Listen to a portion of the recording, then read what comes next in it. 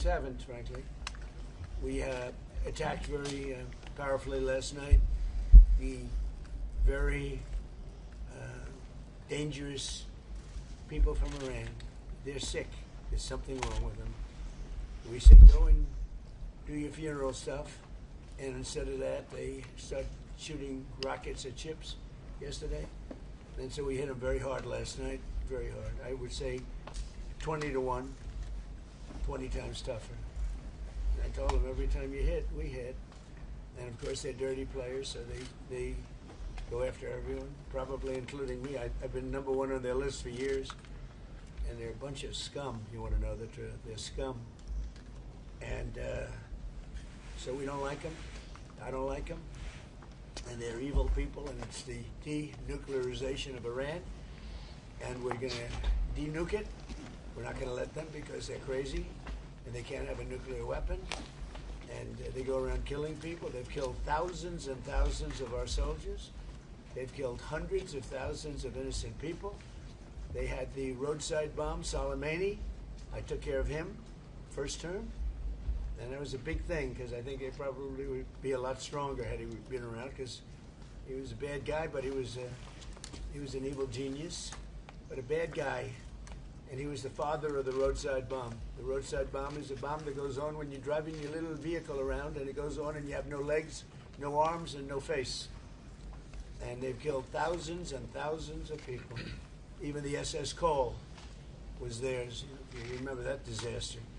So I don't like them at all. And frankly, I think we waste a lot of time with them. I think we should just do our business. Can you imagine? They start shooting bombs, actually missiles at ships yesterday. Saudi Arabia, Kuwait, a couple of others. And they don't know. I don't think they know what the hell they're doing. But they're bad people, very bad people. I think they're incompetent, by the way. Because if they were competent, they would have made a deal a long time ago. Like, how about 47 years ago? So they've been in trouble for 47 years, and we took out their first set of leaders. We took out their second set of leaders. They want to take out the U.S. leader, me. I'm on every list. I saw a thing this morning. I'm on every single one of their lists. And so far, I guess I've been a little bit lucky, but that maybe doesn't last very long, because that's the way it goes. But we have great people. But these are evil, sick people, and we have to rid their cancer. Their cancer. And you know what you do? You got to cut out cancer early. Man, that's the way I feel. And I want to thank Mark. He's been a great Secretary General of NATO. I'm not happy with NATO because of what they did with Greenland. And I'm not happy with NATO because of the fact that they didn't want to help us with the #1 state sponsor of terror. That's Iran. They were unwilling to help us. Now, in all fairness, I didn't speak to Mark about it. I think if I did, it might have been different. But we didn't need help. But I was really testing. I wanted to see whether or not they'd be there. And the answer is they were. I spoke to Germany. I spoke to France. I spoke to UK. Spoke to Italy. I didn't speak to Spain. Spain is a wasted cause. We don't want to do any trade business with Spain anymore, by the way. I'd like you to cut it off. Spain is a terrible partner in NATO. They don't participate. They don't pay. I don't want anything to do with Spain. Cut off all trade with Spain, please, including visits. Okay, we don't want anything to do. Watch them come running back. Oh, they'll come running back. They treat this man terribly, and this man's a good man too, great man. They're lucky they have him. But Spain doesn't agree to anything, and you shouldn't carry him. I mean, you sort of automatically carry because you're protecting an area, so they're there. So they probably figured they have to protect us, right? But we don't have to. We don't have to trade with them. I don't want to do any more trade with them. All right? Yes, take it immediately. Don't even talk to them. They're hopeless. Bad people, because you know they have everybody else going and paying and working in Spain. In particular, Spain. There are a couple of others, but in particular, Spain. They're open about it. They're hostile about it. And let's see how hostile they remain when they call up and they, please, we want to trade with you, sir. We want to trade with you, sir. They make so much money with us, and we're going to see that they make a lot less. I want no business with them. So other than that, we're having the big meeting in a little while, and I'm going to relate my problems. Greenland is a big problem for us, and the other big problem is the fact that when we wanted them, we didn't want them badly, but we did say, if you want to join us, and they all said no. But when they could have, they weren't there for us, and we've been there for them. We spent over $1 trillion over the last short period, $1 trillion, in order to protect these countries from Russia, and has nothing to do with us. We have an ocean, but it's been a long-term thing, and they haven't treated us right. And Mark understands that. He understands that, and we're going to work something out, I think, one way or the other. But we've been treated unfairly. We pay disproportionately. We had a time when we were paying 100%. We were paying 100% of NATO, and yet a lot of the countries weren't paying anything. But there was calls made a few weeks ago. I spoke with the UK, and the Prime Minister said, well, we don't want to help you now, but we'll help you when the war's over. I said, that's not good. And likewise, I spoke to Germany. They didn't want to help. I spoke to France. They didn't want to help. Nobody wanted to help. Some of the very small countries want to help because they're the most vulnerable. I mean, that's the only reason they wanted to help. So I appreciate you being here. We're going to be going back together, many of us together. And again, I want to say, despite the fact that I'm very upset with NATO, that we pay far, far too much, billions and billions of dollars too much, because it's unfair, because we're protecting them. So we protect them, but they're not there for us. Think of it. Doesn't work. But I want to say this is a great leader. They're lucky they have him. It's their biggest asset, you want to know the truth. So, Mark, would you say a few words? Absolutely, and thank you so much, Mr. President, dear Donald. Let me start with Iran. We discussed it last night at the Presidential Palace. I think what you did, degrading the nuclear capability, crucial for Israel, the region, for Europe, degrading the ballistic missile capability of Iran, crucial for Israel, for the region, for you, for the whole world. And then trying to bring this to a peaceful end. They attacking ships yesterday. I think what you did last night was absolutely necessary. It was a very strong response, and I'm with you on this. It's really important. When it comes to NATO, what you have achieved, and this is a huge win. And I just want to say this again: the last 2 years, Canada and European NATO nations spending $215 billion more in 2024 and 2025 and 2026 compared to 2024. This is staggering, 258 billion. In the meantime, almost 200,000 jobs in the US being supported by all the investments by countries in the United States in the defense industrial base, buying from the defense industrial base from the US companies. So here you see there is you have been able to really get them to step up, to do this. And when it comes to Iran, I know you're disappointed. We discussed it a couple of weeks ago. I would say these are isolated cases. 5,000 planes taking off from European airports in support of Epic Fury. It was Europe as one big platform of power projection for the United States, helping with Epic Fury, including countries you mentioned, Germany from day one, France, and many others. We discussed the Bucharest airport, which was closed for a couple of days for commercial traffic because you needed it for Epic Fury, and they were totally fine. United Kingdom wouldn't let us use the island for 2 weeks, so we had to fly back. No, so I'm saying you're right. There are isolated cases. And Italy was very bad, having to do with their bases, as you know, and a couple of others. So but still, generally, 5,000 is huge. And you mentioned Spain. Even you got Spain to pay 2%. They made a huge step in last year. So there's still issues we have to solve. But hey, also even on Spain, I would say they got to the 2%. And I know you have a very strong relationship with the United Kingdom, the King, but also you personally always with Keir Starmer, who is now leaving office. He has now also committed to spend another $20 billion extra, 15 billion pounds on defense. So I would argue, without you in this chair, this would not have happened.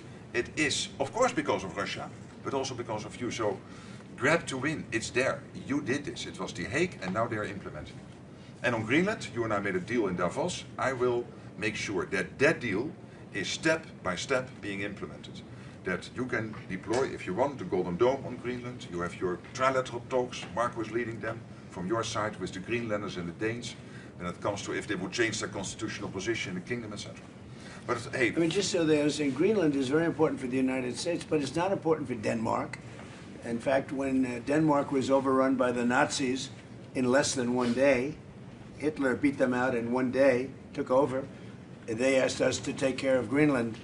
In fact, we took Greenland, and then stupidly we gave it back. We shouldn't have given it back to them because we're the ones that need it. We need it for protection of the world, not just the United States. And it's very important. It doesn't help Denmark, but it helps us.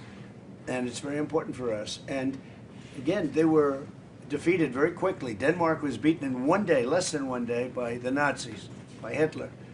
And when this happened, they immediately switched it over to us. We owned it. We had it. We were taking care of it, and then we gave it back, which is, I don't know why. I wouldn't have given the Panama Canal back either, you know, so what do I know? I certainly wouldn't have done that because China's tried to take over the Panama Canal, and that's not going to happen. So, but I just, you know, it's interesting. I'm very unhappy with NATO, and yet this man is a great leader, and he gets it. He gets it maybe better than some of the leaders. But also your allies get it, thanks to you, and that is important. Yeah. I could not do this without you. It's too bad Biden didn't do it, or Obama. Hey, but you are here now. Obama. And Trump 45 and Trump 47. In total, more than $1.2 trillion. I call this the Trump trillion. No, it's true. $1.2 trillion extra spent by Canada and the And I'm not only blaming NATO. They got a free ride. And not if anymore. Biden had any brain, which he didn't, he would have said, you got to pay more. And same with Obama. Two bad presidents. But they could have asked, and you would have done that too. It would have been, I mean, who knows? But who knows if they would have done it. You made this happen, and it is a huge... It should have happened years ago, and it couldn't. But Obama didn't do it, and Biden didn't do it, and frankly, Bush didn't do it either. But you did what Eisenhower started trying to do, equalizing the Europeans. He tried, yeah. Eisenhower tried. And all the other presidents, none of them were successful. You're the first one. It's your win. Your win in the Hague. That's why I like him. And the win now. That's why I like him. This is true. Without you, this would not have happened.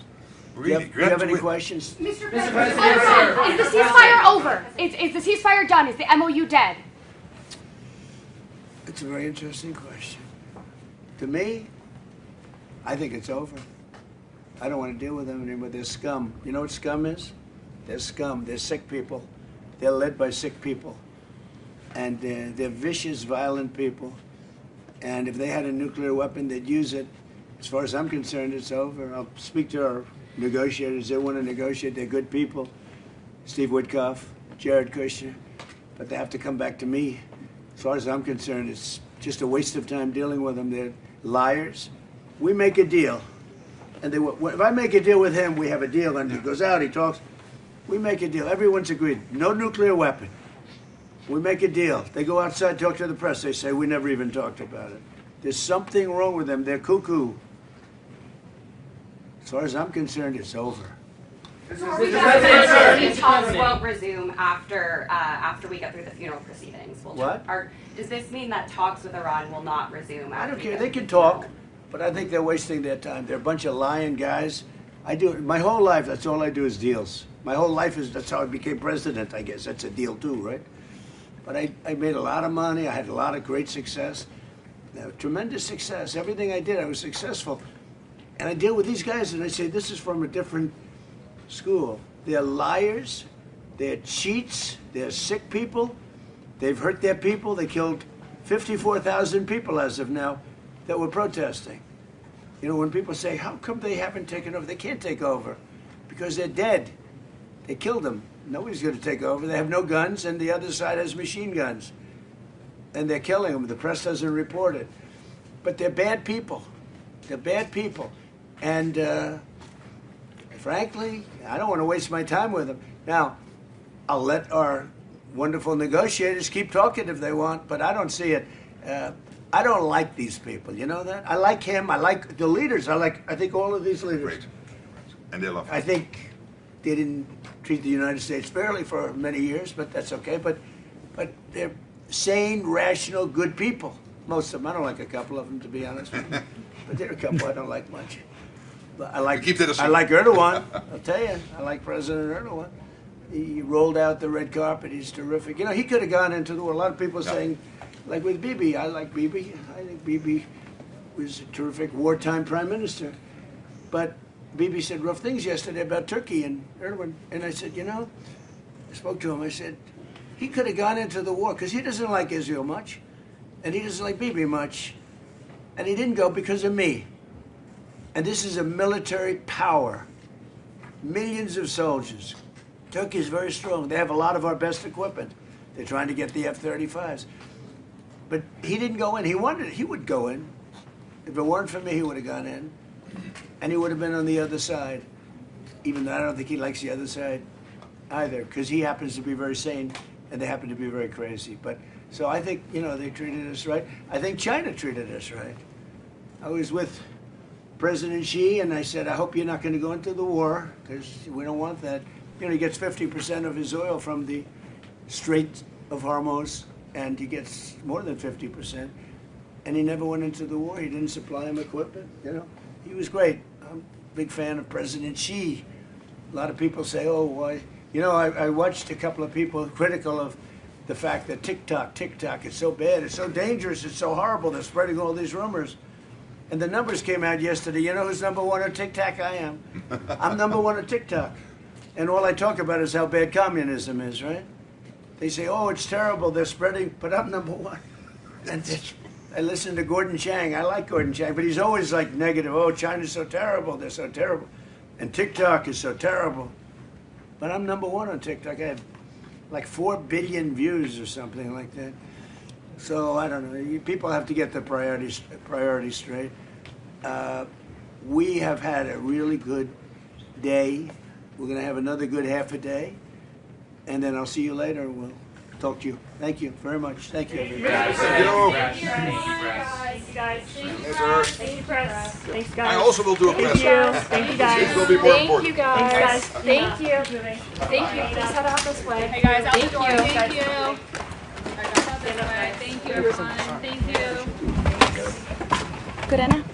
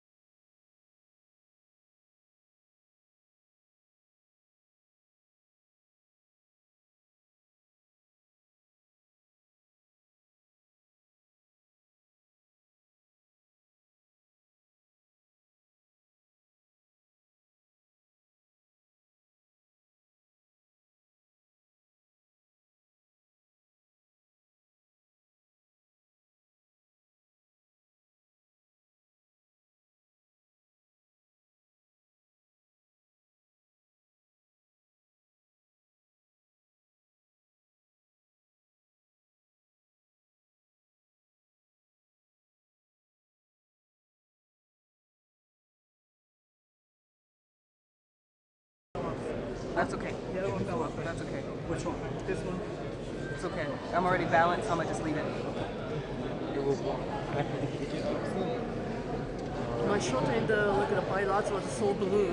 Mine was blue too. Yeah. I didn't have enough time to. Yeah. I didn't have enough time to adjust Yeah, it. and I was like, oh my gosh, it's a little blue. But She said the same issue. Hers is blue too. Yours is I blue put too? 35 or 36, but it was still blue. wasn't. But I didn't want to change in the middle. So I didn't want to change in the middle either, so I was just like. Stand up.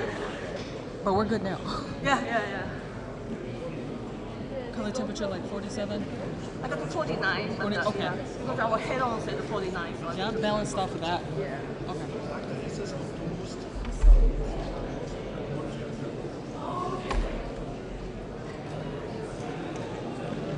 Are we good on audio? Mr. Fletcher? Yes. Good on audio? Yeah. Okay. You got audio, right? Yep, I got Good. You got audio? Yep.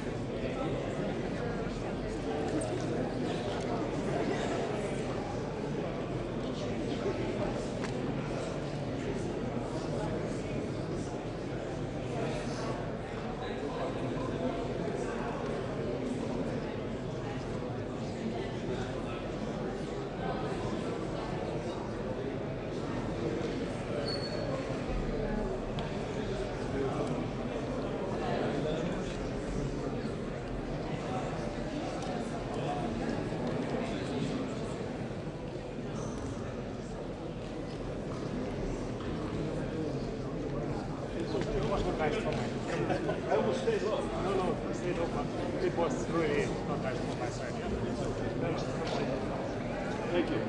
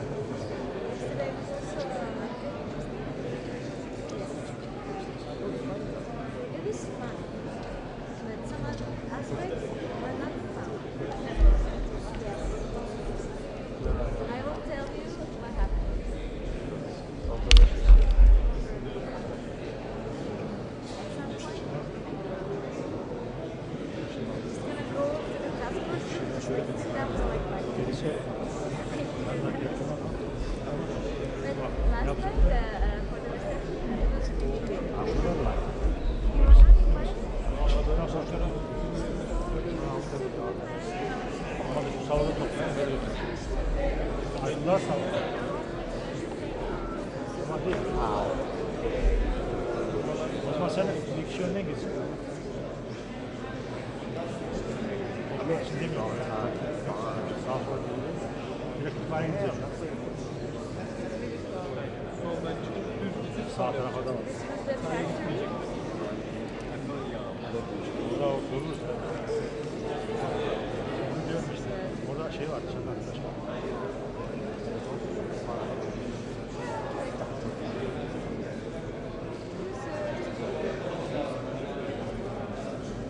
Because I'm not part of your, so I don't get to see his, I don't have that. So this was they say.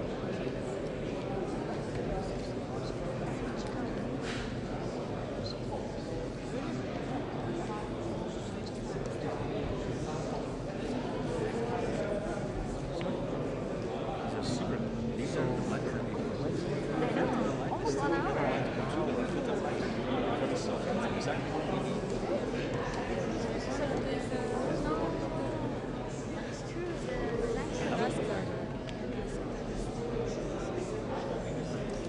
Bizler diyor, hadi bir gördüm. Birbirine nesne.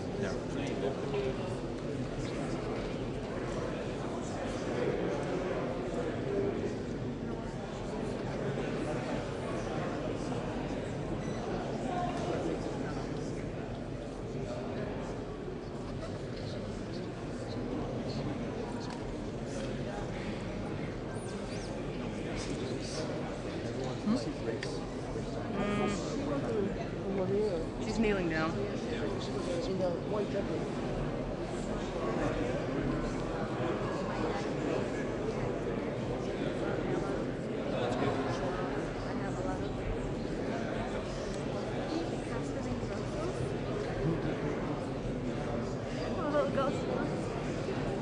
Probably you might have to the customer, but I'm not gonna sell this.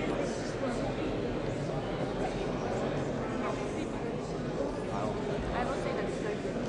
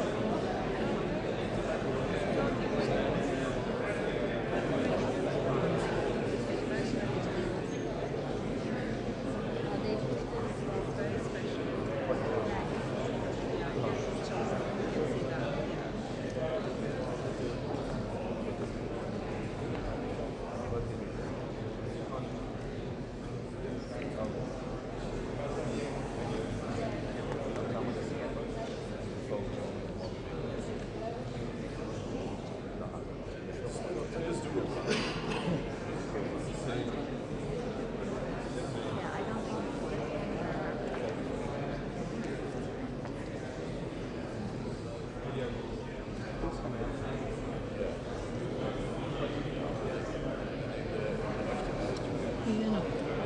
You said this is wild sound? What's that? Is this wild sound again? Wild sound? Wild sound, like is it just wild sounds from here? Oh.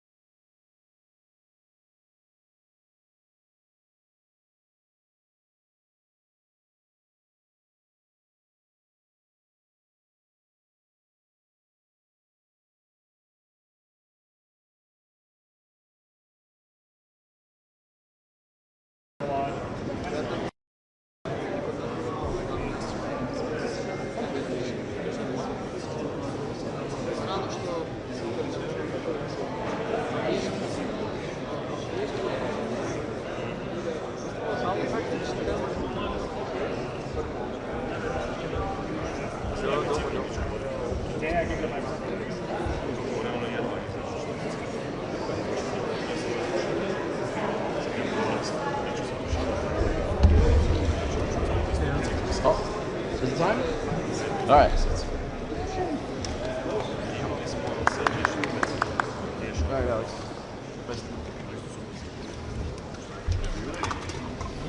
Kalkıyorum ona göre. Çünkü nerede kalktım oturmam lazım.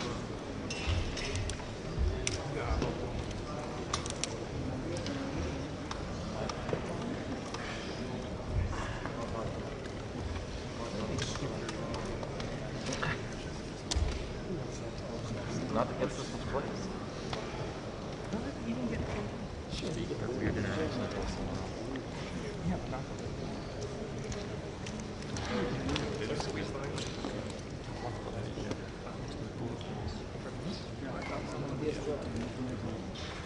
You can pop up, I will slide right beside you.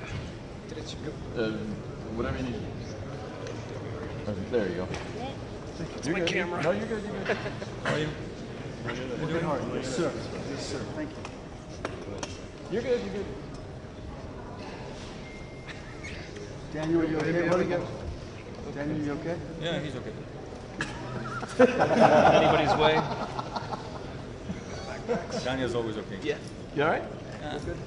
Oh, yeah. Just take. This is Yeah. right from me. I think Daniel, if you slide more to your left, you're safer. No, I would, but there's a backpack there. Oh, I can. That was fine. There you go. There you go. You good? Okay. He's okay. Yeah. He's okay.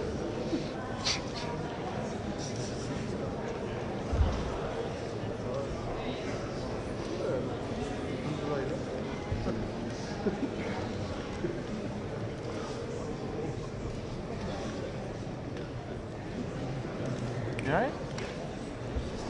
Perfect. I don't want to fall on the camera. You're good.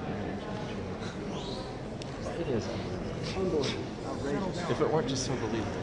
Outrageous. Doug, Wayne, you okay, guys? Friends, Romans, husband. Bart, no social Where is media. Doug? Where is Doug vanished to?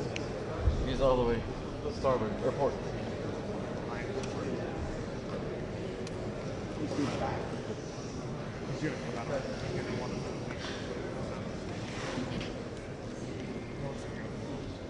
Arlington is one of the.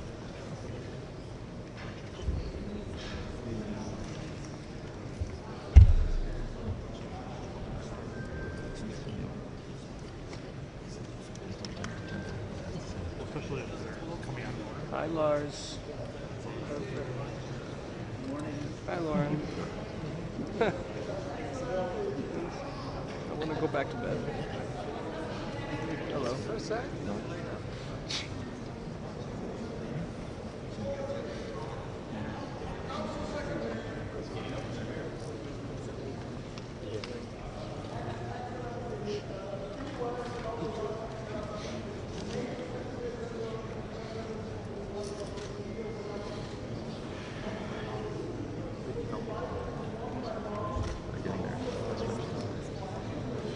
Go directly to your mom. If you don't know which country to visit, please ask. It's just guys.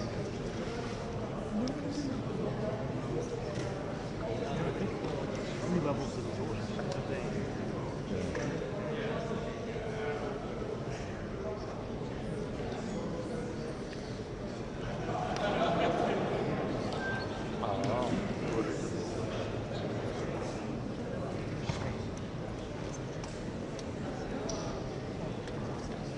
I bet they've been asked to leave. You don't stick around. Do you want to know?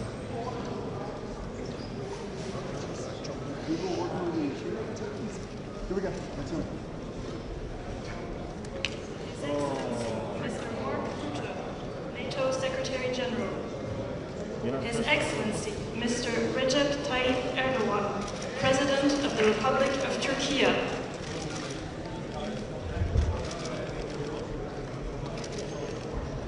It's going to do us.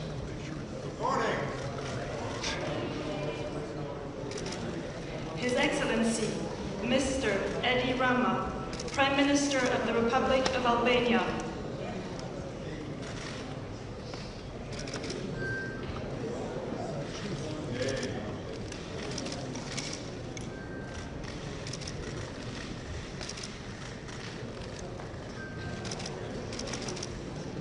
His Excellency, Mr. Luis Montenegro, Prime Minister of the Portuguese Republic. Albania. Yes.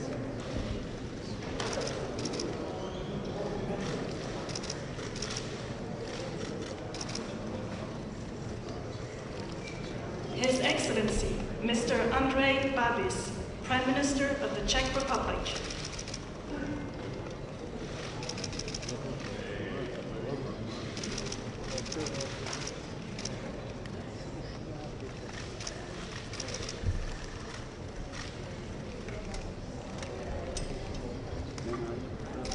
His Excellency, Mr. Peter Pellegrini, President of the Slovak Republic.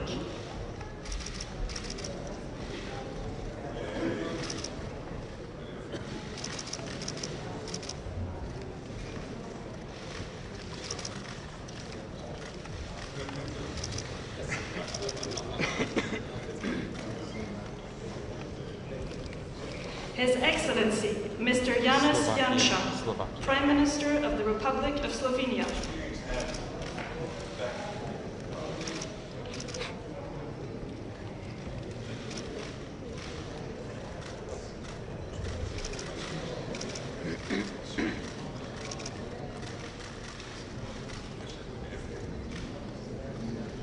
His Excellency, Mr. Ulf Kristersson, Prime Minister of the Kingdom of Sweden.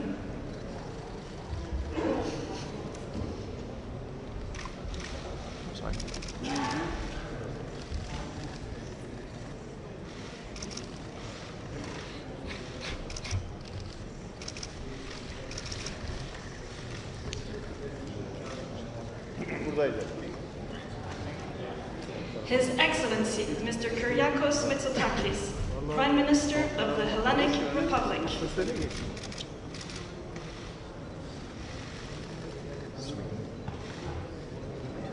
Greece, yeah.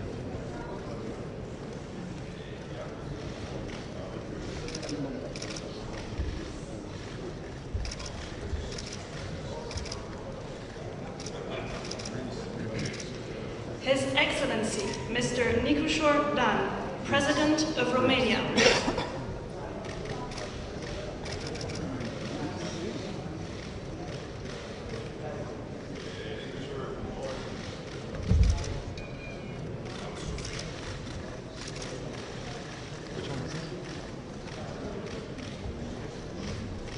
His Excellency Mr. Karol Nawrocki, President of the Republic of Poland.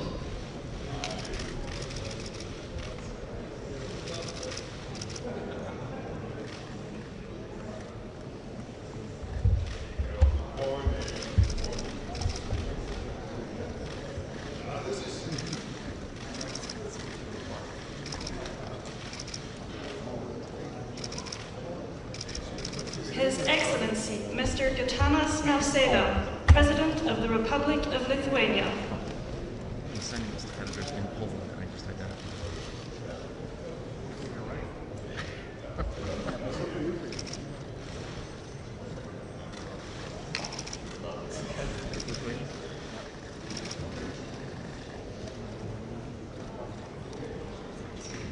His Excellency Mr. Kristen Michal, Prime Minister of the Republic of Estonia.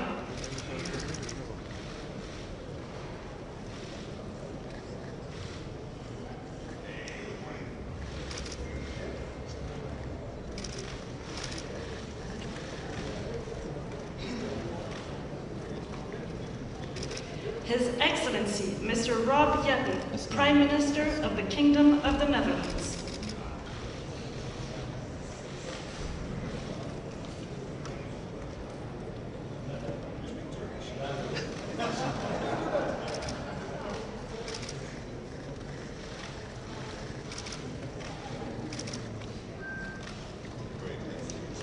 The Right Honourable Mark Carney, Prime Minister of Canada. Netherlands.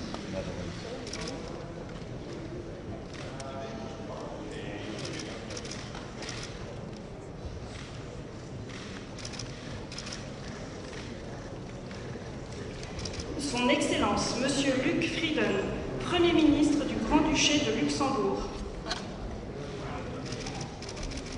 Canada.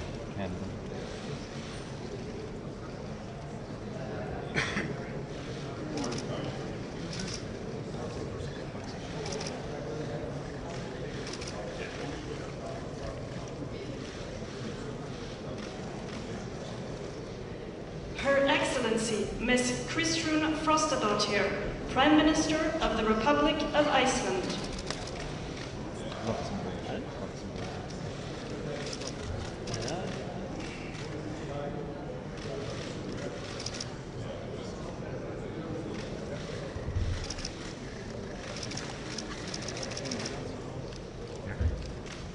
His Excellency Mr. Jonas Gahr Støre, Prime Minister of the Kingdom of Norway.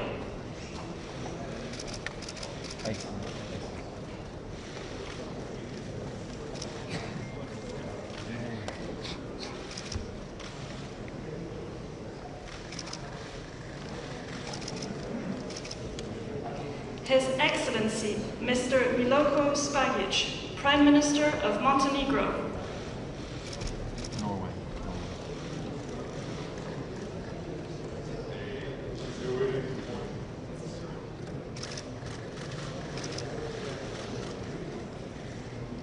His Excellency Mr. Péter Magyar, Prime Minister of Hungary.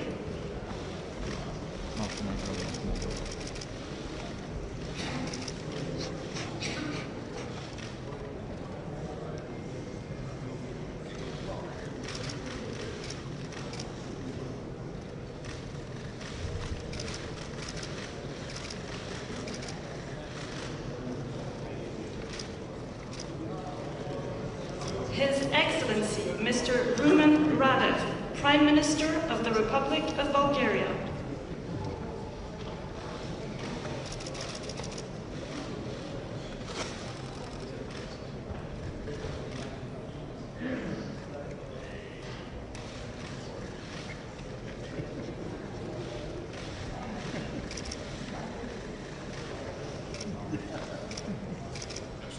Her Excellency Ms. Gordana Siljanovska-Davkova, President of the Republic of North Macedonia.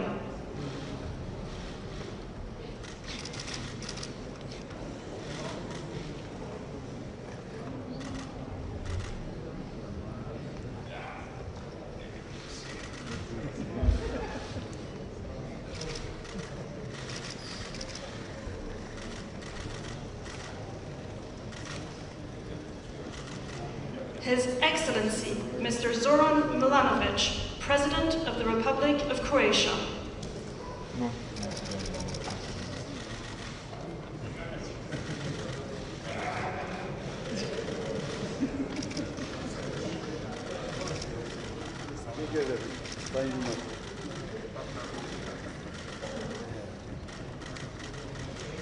The Right Honourable Mr. Keir Starmer, Prime Minister of the United Kingdom of Great Britain and Northern Ireland.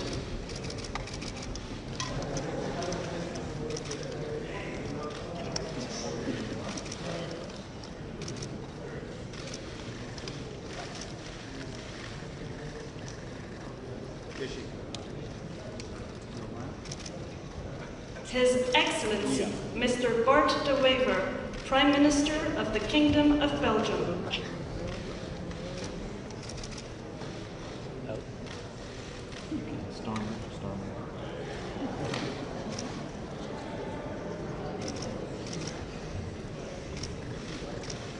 Thank you much.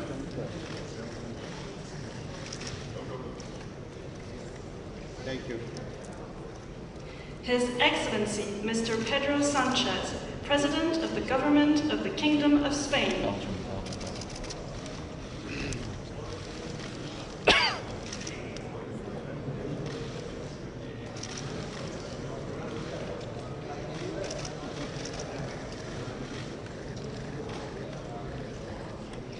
His Excellency, Mr. Edvards Rinkevic, President of the Republic of Latvia.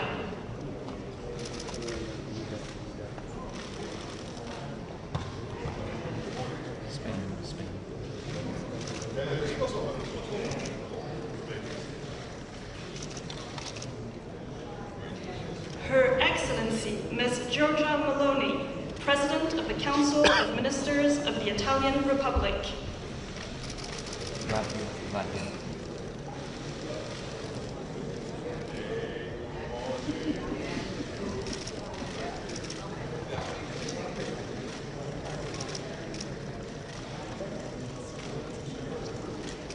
His Excellency, Mr. Friedrich Merz, Chancellor of the Federal Republic of Germany.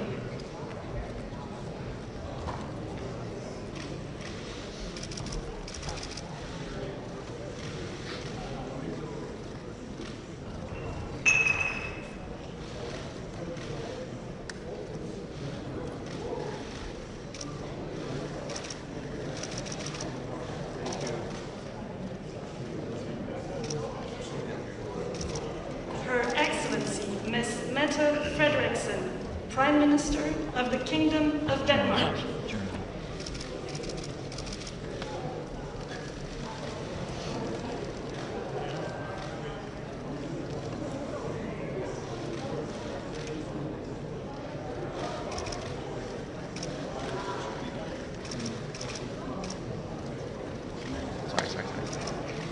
His Excellency, Mr. Alexander Stubb, President of the Republic of Finland.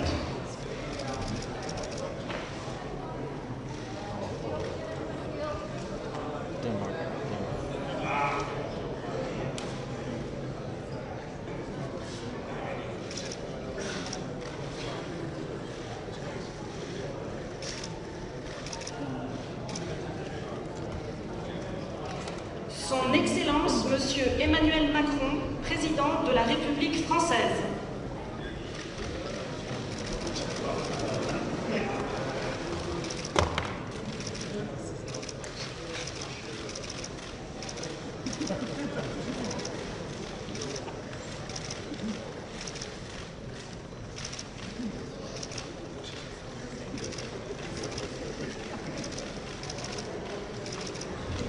The Honorable Donald Trump, President of the United States of America.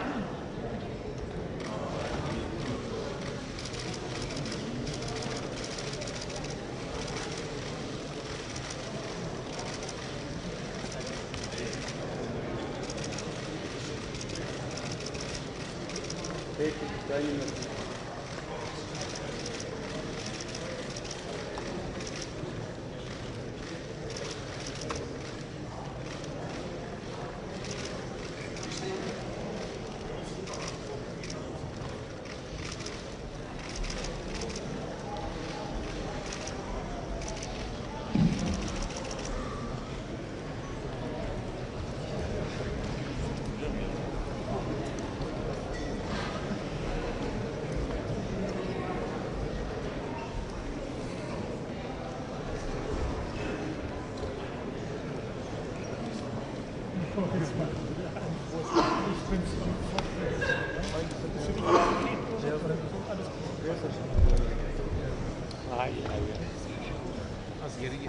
know. My heater's sitting. Nothing's on. Is there anything up there? There's nothing up there. I know. It'll be okay. It'll be good. No problem. I love you.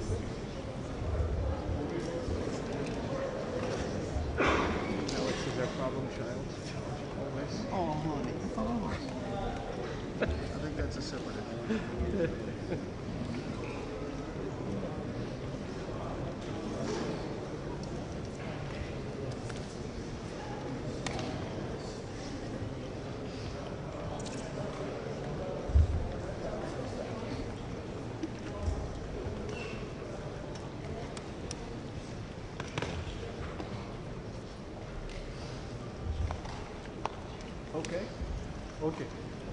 Okay.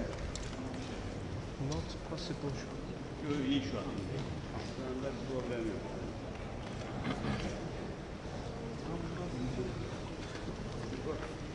Not possible, Alex. Stefan.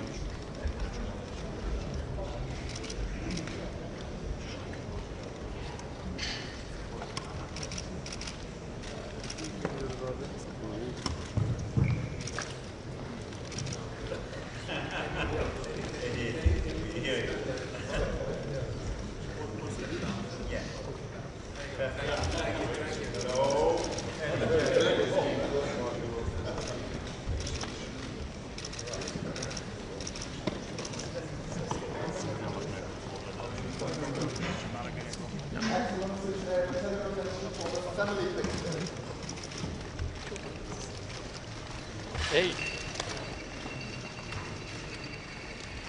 Out.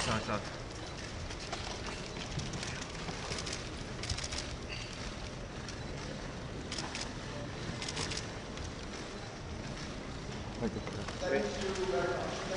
Thank you. If I may ask the first one to go down there.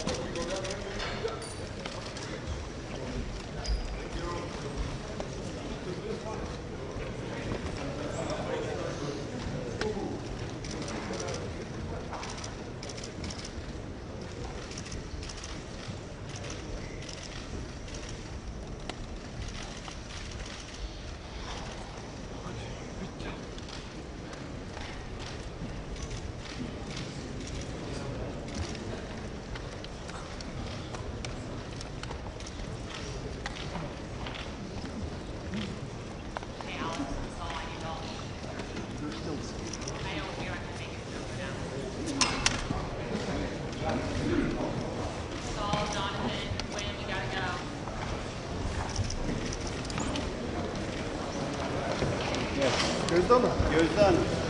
Hadi.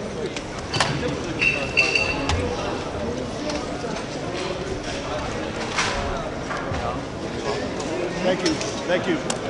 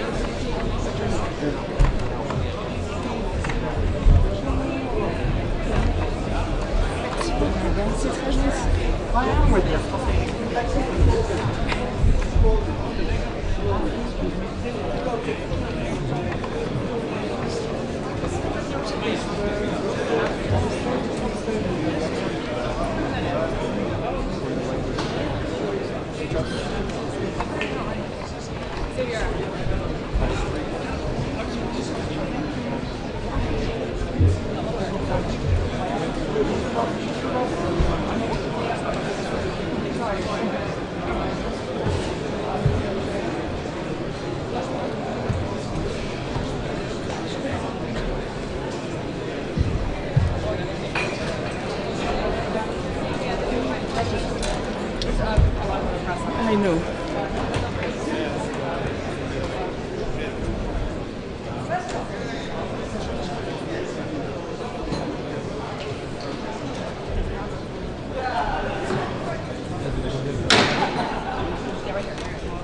Please take your seats, dear colleagues, and a warm welcome to this summit. And without further ado, it is my honor and pleasure to give the floor to our host, President of the Republic of Turkey.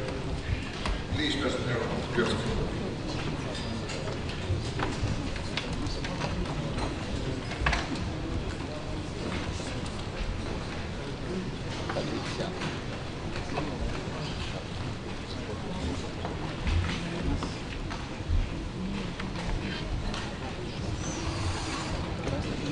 Sayın Genel Sekreter, kıymetli devlet ve hükümet başkanları, Lahey zirvesinde aldığımız kararlar temelinde Avrupalı müttefikleri daha yetkin birer güvenlik sağlayıcısı haline getirmeye odaklanmış durumdayız.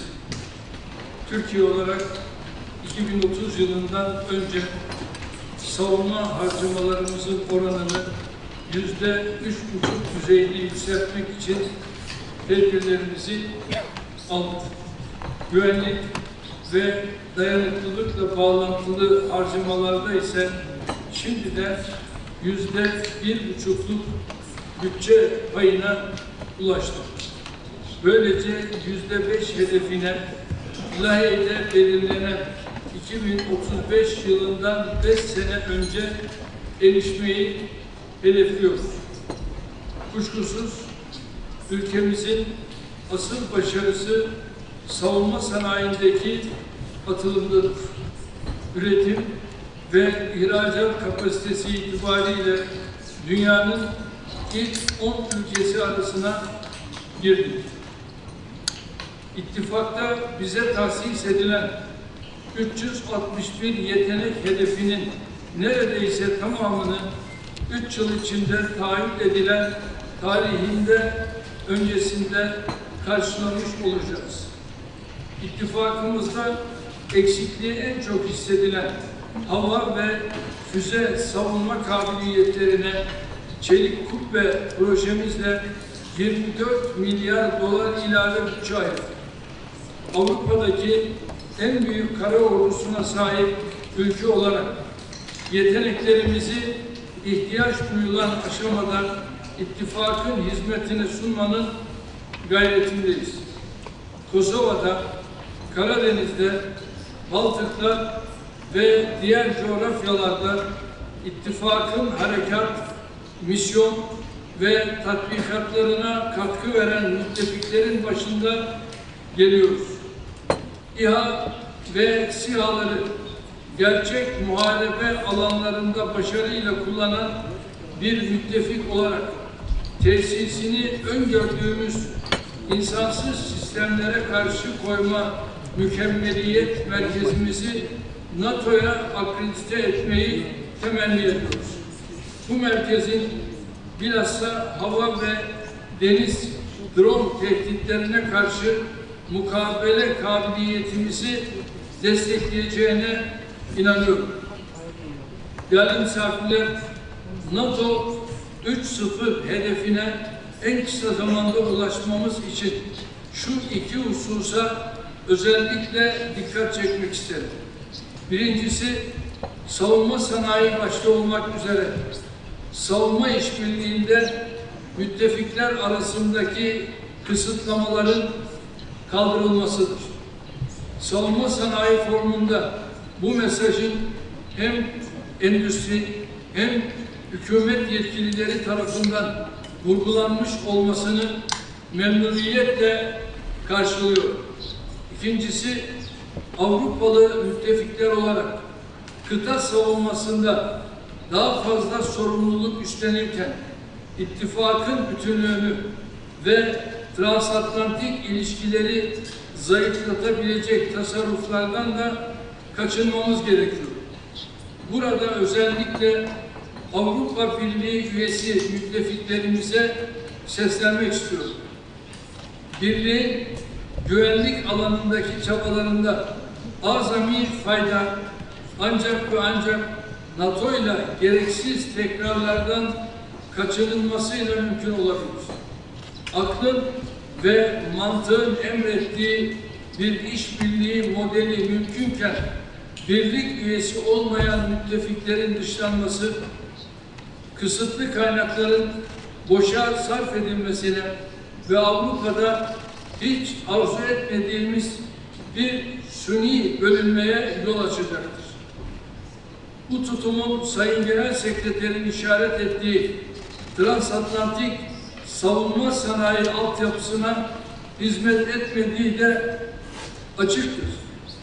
Değerli mevkidaşlarım, Ukrayna Savaşı'nda Sayın Trump'ın barış vizyonunu paylaşıyor. Ukrayna'nın öncelikli ihtiyaç listeleri girişimine desteğimi bildiriyor. Ukrayna'ya kendi milli envanterimizden sağladığımız askeri desteğe ek olarak QRL erişimi kapsamında katkımızı sürdüreceğiz. Ukrayna'yı desteklerken Rusya'yı da barışa yönlendirecek şekilde iletişim kanallarımızdan istifade ediyoruz. İran krizinin çözüm yoluna girmesinde sabotaj teşebbüslerine rağmen dostum Sayın Trump'ın sergilediği kararlı tutumu takdirle karşılıyorum. Diplomatik çabalarımıza ilave olarak Hürmüz Boğazı'nın mayınlardan temizlenmesi için gerekli katkıyı vermeye hazırız.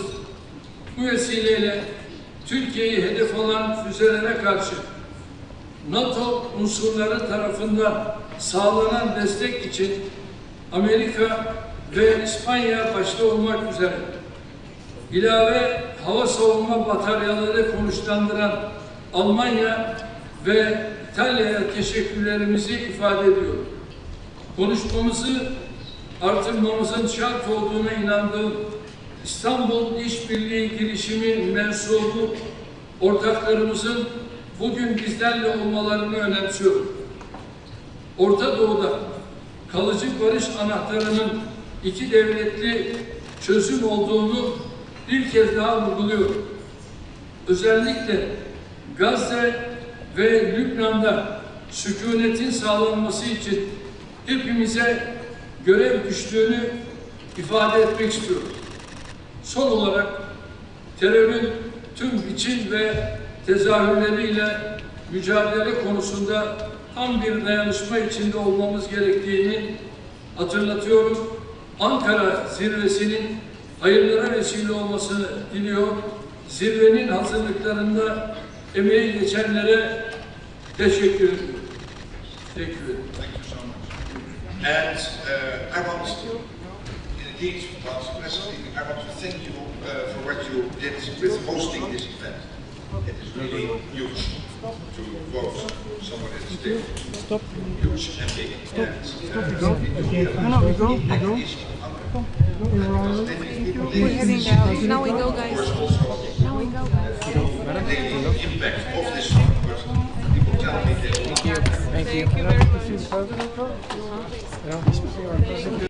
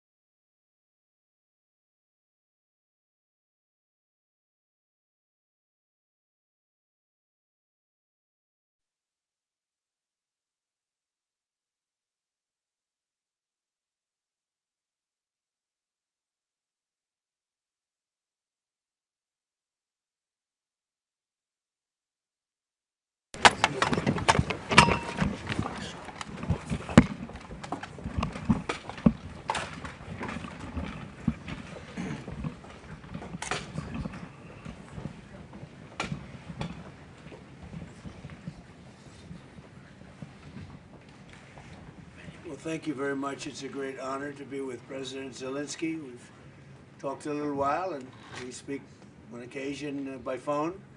We had a great talk the other day, I think, very positive.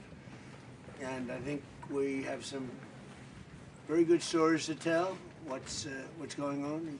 He wants to see a settlement, and I think President Putin wants to see a settlement. And usually that means a settlement, but who knows, this is a tough one. But I just, we just had our NATO meeting, and it was a great meeting. You probably heard it was a great meeting. There was a lot of love in that room, a lot of unity. And I don't think it could have been, Marco, what do you think? It couldn't have gone much better. Do you have a feeling as to what you just saw? Very positive. A lot of unity, strengthen that unity. Yeah, really good. Scott, what do you think? Yes, sir. All the Europeans, they attributed you to saving NATO, and they want to do what they're supposed to do and do the right thing. Yeah, there was something very special. And I will say that what they've done with Turkey and President Erdogan has been a friend of mine. He's been a friend of mine for a long time. Strong man, good man, and he's done a fantastic job. Every road, everything's perfect. He's from the airport to the destination, everything's been perfect. So we had a really good meeting, and we thought this would be a good time for President Zelensky and I to meet, and we'll see what we can do. But we've actually developed a good relationship. It's hard to believe, right? From the Oval Office to now, I think we've developed a very good relationship. And this is not the end. No, this is not. This is going to be the beginning, maybe. Yeah. Just the beginning. And you know, the country has a lot of future. It has such great land, such great assets, such great people. And you have a lot of people. I was with a group in Poland, and you have a lot of people in Poland, and which is a terrific country with a really great president. I happen to endorse him, and he's doing a very good job. And they were saying they love Poland, but they really want to go back. You know, you're going to get a lot of people back when this is over. They left some, and they're all. I think they're going to come back. A big percentage are going to come back. So have a good talk, and we're going to see how it all goes. And Mr. President, would you like to say something? Thanks so much, Mr. President. Thank you very much for this meeting, and we are very thankful, as always, to your support, American support, bipartisan support. Thanks for the invitation to this summit, and I think that I agree with you. We have a lot what to discuss and what to speak about, and of course we are thankful for the Pearl program, and we want to share with you some details what we want to raise during our meeting. Air defense is the priority. The second point, or maybe the first, about negotiations. Right. I think, yes, we understand what to do. It's our estimation what to do, how to bring peace, and I hope that you will do. I'm sure that you will do everything to stop this war. Yeah, and I'm very happy that our side began to work on drone deal, and it's a very good beginning, and I hope that today I will have possibility to also to discuss with you some very important details. Thank you so much. Well, we've settled a lot of wars, and this one is the one that I thought maybe would be the easiest. But Putin's a difficult character, and this guy's a difficult character. It's not the easiest thing, and there's a lot of commitment, and there's a lot of love of the countries and everything else. But I think we've made a lot of progress in the last couple of weeks, and we'll see how it all goes. So, do you have any questions? President Trump, sir. President Trump. With the Iran ceasefire possibly over, can we expect the resumption of full-scale hostilities? They are behaving very badly, as they have for 47 years. And, you know, we hit them hard last night after they launched a couple of, you don't have to know about this, you got stuff on your mind, but they launched a couple of drones and one rocket, one missile, and at ships, because they were in the strait, which they have every right to be. And so we hit them very hard last night, very, very hard. Probably hit them hard again tonight. I'll give them a little warning, we're going to hit them hard tonight. But we'll see how it all works out. No, I'm not happy with them. You know, it's like For instance, we'll have a meeting and we'll talk about the denuclearization of Iran, because that's what the war is. It's not a war, it's really the denuclearization of Iran. And we'll have a meeting and we'll talk about just that. That's because my whole thing is not about regime change. It's not about, although I think it's regime change when you knock out the first group, the second group, and now you're I think that's maybe the ultimate regime change. But that's not what it's about. It's about, we don't want them to have nuclear weapons. And it's denuking or denuclearization. And I think we've made a lot of progress. And they'll get out of the room. We'll talk about it like we're here. They'll agree on everything, and then they'll go have a news conference and say we never even talked about it. They're cuckoo. There's something wrong with these people. And for 47 years, they've been the bully of the Middle East, and they're not the bully anymore. They're not the bully anymore. And all we want, it's very simple. They can't have a nuclear weapon. That's what I'm there for.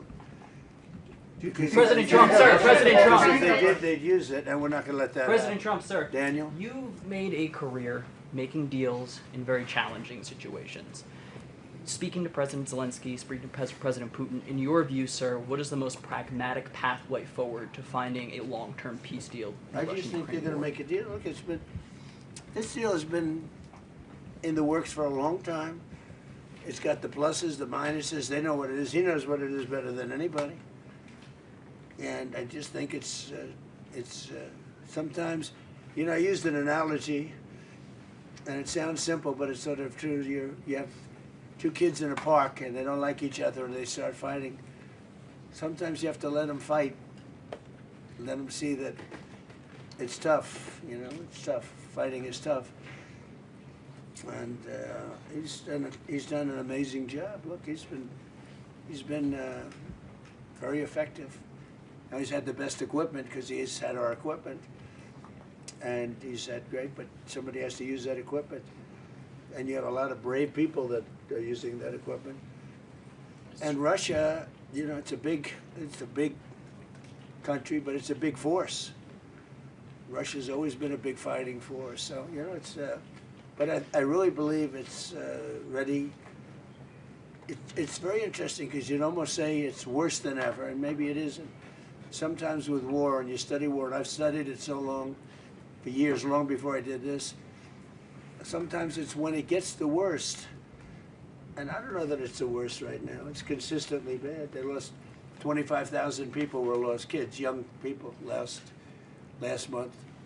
And we had a month, 35 2 months ago. And I would say more Russians. And but it's just, they're people. They're people. And there's actually very little difference between the people. I mean, you know, it's like the Russians and Ukrainian people, and they can get along. But it's a nasty war. Thousands and thousands, mostly soldiers, are being killed. The battlefields, I see pictures, and it's horrible. He thinks it's horrible. We all think it's horrible. And the president wants to get it done, and I believe that President Putin wants to get it done. And that should be a good combination. Thank you. Mr. President, what is your assessment on Ukraine's strike on Russian oil refineries and military factories? Where are you from? Ukraine. Phrase the question differently, please. Ukraine delivered long strikes on Russian military factories and on oil refineries, and they ran out of gas. Marco, why don't you answer that? Because you're right in the middle of it. Yeah, no, I think what you're discussing is the ability of Ukraine to reach deep inside of Russia and conduct strikes. Sure. I think that's one of the dynamics that's changed in this war over the last few months, and that is that the Russians are finding it more difficult to defend their own airspace. And what we hope that means is that it's going to create the space now to negotiate the end of this war. It's an escalation, but it's also an escalation that can help lead to an end. And, Mr. President, what makes you think that Mr. Putin might be seeking for the settlement? So where are you from? Radio Free Europe's Ukrainian service. I'm from Ukraine. Okay, good. Because I talked to him. I talked to him. I talked to President Zelensky, and I think that's all I've done. My whole life I made deals. That's, I guess becoming president was making a deal, right? It was like a lot of little individual things. In the end, it's making a deal. And that's what I do. And I do it well, and I know when people want to make a deal. I think he wants to make a deal. And I do feel that President Zelensky would like to get back to rebuilding his country as opposed to, having all of this death and destruction. Ukraine has tremendous potential. He understands that. We talk about that. He talks about that more than he talks about the war. To me, I think you might find that more exciting than the war. It's brutal. The other's the beauty of it. I think he'll build a great country. I think he's going to build it. We have a little stake in that country, because we have some land in that country, but we have minerals. It's among the wealthiest. It's among the best land anywhere in the world for rare earth. And we have some rare earth. I look forward to taking advantage of it at the right time. Mr. President, Europe to make Patriot missiles in Europe. He's one of my favorite soldiers. I see him. He's central casting. Right? You doing okay? Yes. We see him at meetings. He's good. He's done a great job.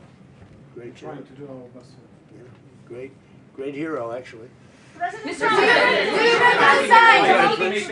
President, will you allow Europe to make Patriot interceptors in Europe? Are you comfortable with licensing that technology? About what? Patriot interceptors to be made in Europe.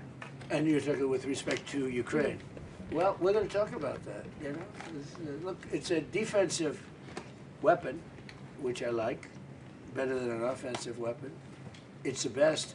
So I was saying we have an aircraft carrier, which is one of the most beautiful in the world. It's one of the biggest, the Abraham Lincoln.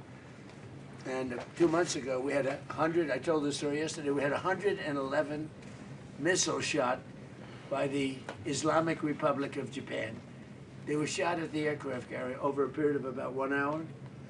111 missiles going to a very expensive ship, and every one of those missiles was knocked down. Pretty much most by Patriots, but by other means also, as you know. Yeah. Other less expensive means. It's even better when you do that. But out of the 111 missiles, every one of them was shot down. It didn't hit the ship, and bad things happen, right, when that happens. So think of that, over a period of 1 hour, these missiles are coming at you, and every one of them shot down. So I think one of the things we're going to be talking about is, as you know, the companies, we have great power over the companies. Those companies that make the Patriot and make all of the great stuff, the Tomahawks, all of the great stuff. We have the best stuff. Many things. The Patriot's great, but we have many, many great things. You see that with Venezuela. You see it with Iran. Look, Iran has been wiped out. Iran, their Navy's gone, their Air Force is gone, everything's gone. But one of the things I think we're going to be talking about today, a little birdie told me this, about the fact that we'll give them the right to make Patriots. We'll show them how to do it. It's very complex, actually, but you'll figure out the complexity quickly. And we're talking about that, and the company that makes them, which is building now 4 plants, all of our companies will be able to do this in 2 to 3 months. If you order a Patriot, now you have to wait a long time for them. Same thing with Tomahawks.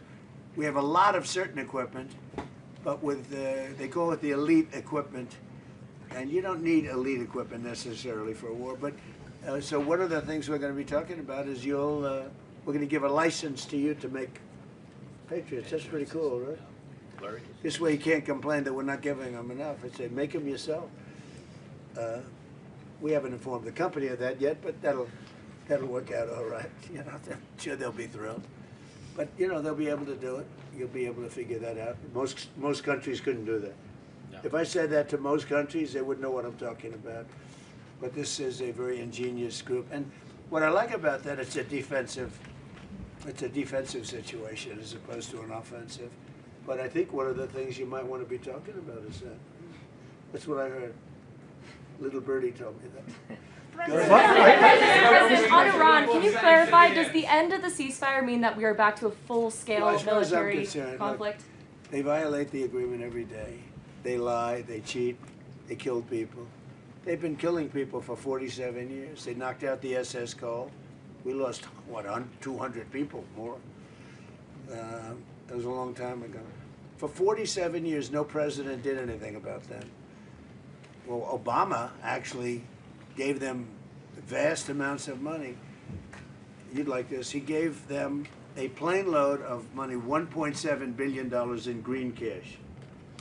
They loaded up a Boeing 757. Remember the old 750?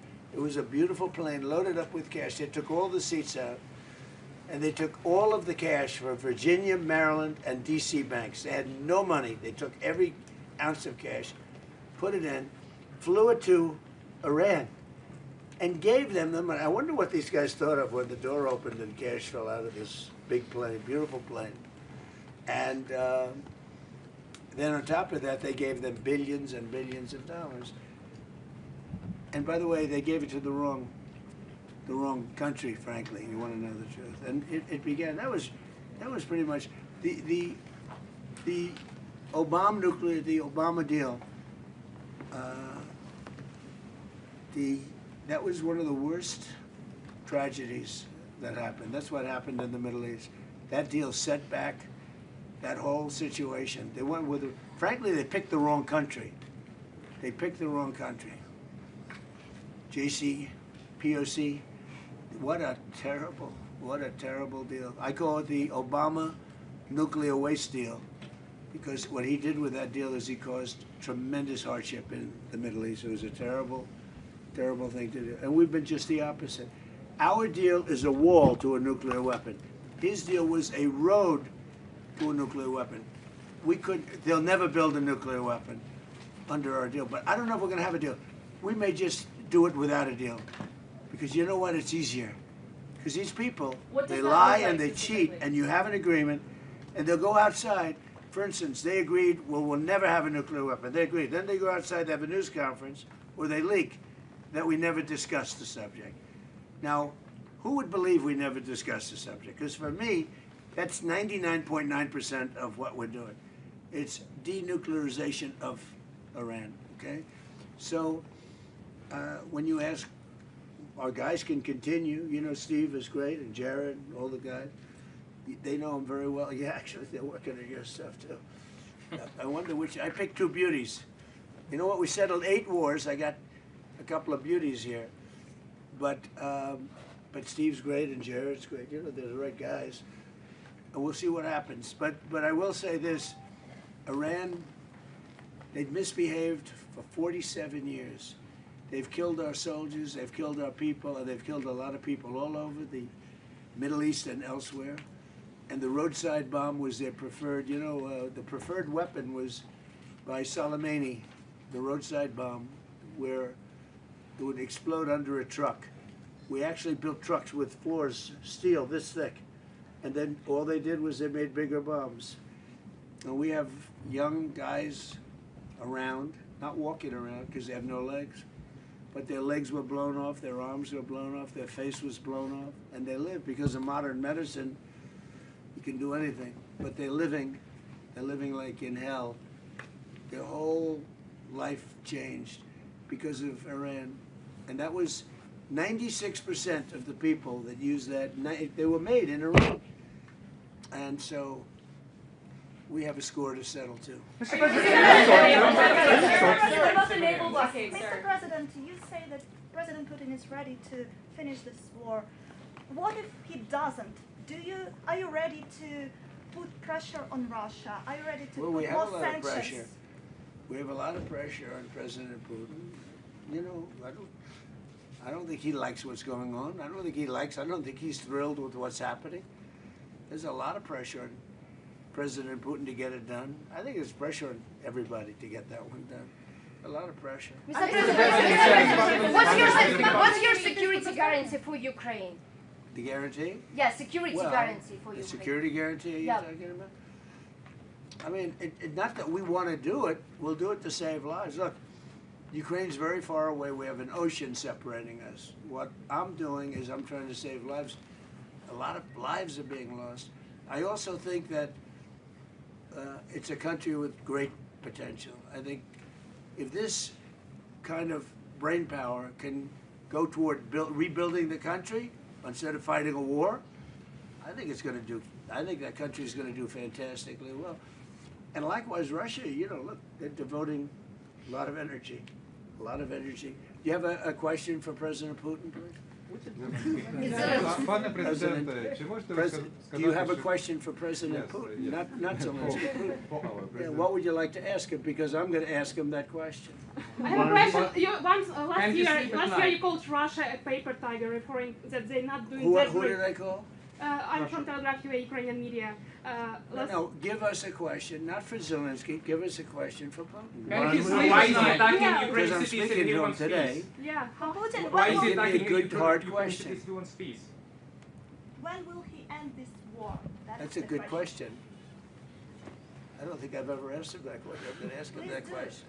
Пане Mr. президенте, President, what's the status of a drone deal between the U.S. Say and it? Ukraine? What's the status By the of way, a drone? I will tell you, though, he's going to tell you that he wants it ended as soon as he can end it.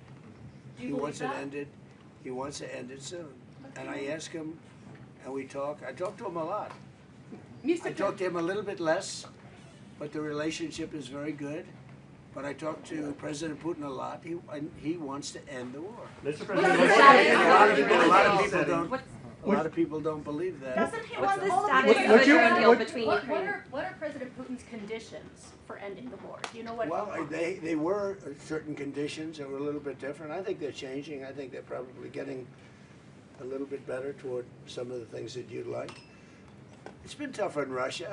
It's been a lot tougher than it was supposed to be. I mean, in all fairness, this was supposed to be this is a war that would have never happened if I were president. Would have never happened. You'd have a full country, you know. I mean, just a shame that it happened. But no, this is something that I think Zelensky wants to do and Putin wants to do. They want to get it done. Ask the president that question. Ask him. Пане президенте, ви знаєте, на яких зараз умовах Володимир Путін готовий завершувати війну в Україні? Чи ж вони змінились? Go ahead. No, I don't know what I don't know what conditions Putin now wants for this peace. So I think that they are changing in any way, because at the very beginning of full-scale war, he was stronger, and now I think he is losing initiative on the battlefield. I think his army, but that's why I think that because of technologies, because it's not the question now of number of people. People are our heroic people are very important, but now it's not the question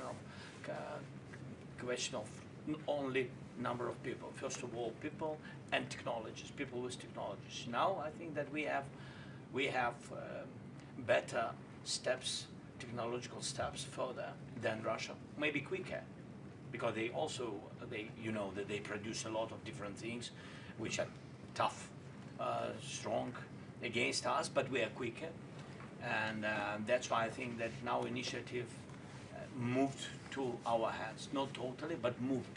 We are trying to move this war to the sky from the battlefield. That's why we now begin to control the battlefield. This is very important.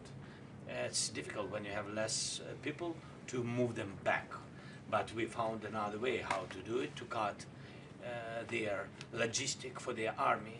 It's about weapon, petrol, diesel, without massive human losses. That is the difference between us, by the way. Russia is, He's got a lot of support. I just left the room with, where they have, mostly European, you have Canada, but mostly European countries. And they have great support for Ukraine. And, really great support. One of the things, you talk about questions for Putin, but one of the things that I talked to him about was, where would you want to meet? And he said, ideally in Moscow. I said, you're not going to meet in Moscow. It just doesn't work. You can't do that. But he'll meet, and Zelensky's going to meet, and something's going to happen that's going to be positive. And I hope it's going to happen soon, because they have to, number one, lives, but number two, building your country, because it's got a tremendous future, in my opinion. Yeah. Where was it held, and when would that happen? I don't know. Mr. President, President Putin said, I would love to meet in Moscow. And I said, I don't think, I have to put myself in his position. I don't know that he'd go to Moscow. Maybe he would. Would you go to Moscow? It's difficult. There are a lot of Ukrainian drones there. That's right. It's dangerous. He doesn't want to be hit by a drone. Europe. No, it's hard. It's hard to go to Moscow. Mr. President, how to ask him that question. Mr. President, how to ensure that Ukraine will not be attacked again by Russia? What about? How to make sure that Ukraine will not be attacked by Russia again? Well, look, you mean in the future? Yes. You mean after there's an agreement? Well, we're going to work on a security guarantee that, and Russia respects us a lot, and we're going to work on some kind of a security. If we can make the right deal, we'll help Europe. I mean, Europe is going to be watching it, but we're going to be helping them, and we'll work on some kind of a security package that will make sure. I don't think that's going to happen. I think that if we make a deal, Russia is going to be very happy, and they're going to get on with other things. They have, by the way, as a country too, they have tremendous potential. They have tremendous land, valuable land that they can do things with, and they have tremendous potential. But I don't think it's going to happen. I don't see, that question is, oh, they're going to attack again. I don't see it at all. I think they've had it. This has been going on for almost 5 years, right? Yeah. Who would have thought? I mean, it's a tribute because it's a bigger country, strong country, and it's an amazing tribute. Anything else? Mr. President, with the Patriot missiles, President Zelensky has said that Ukraine needs Patriot missiles now. Over 50 Ukrainians have died in recent airstrikes just in the last few days.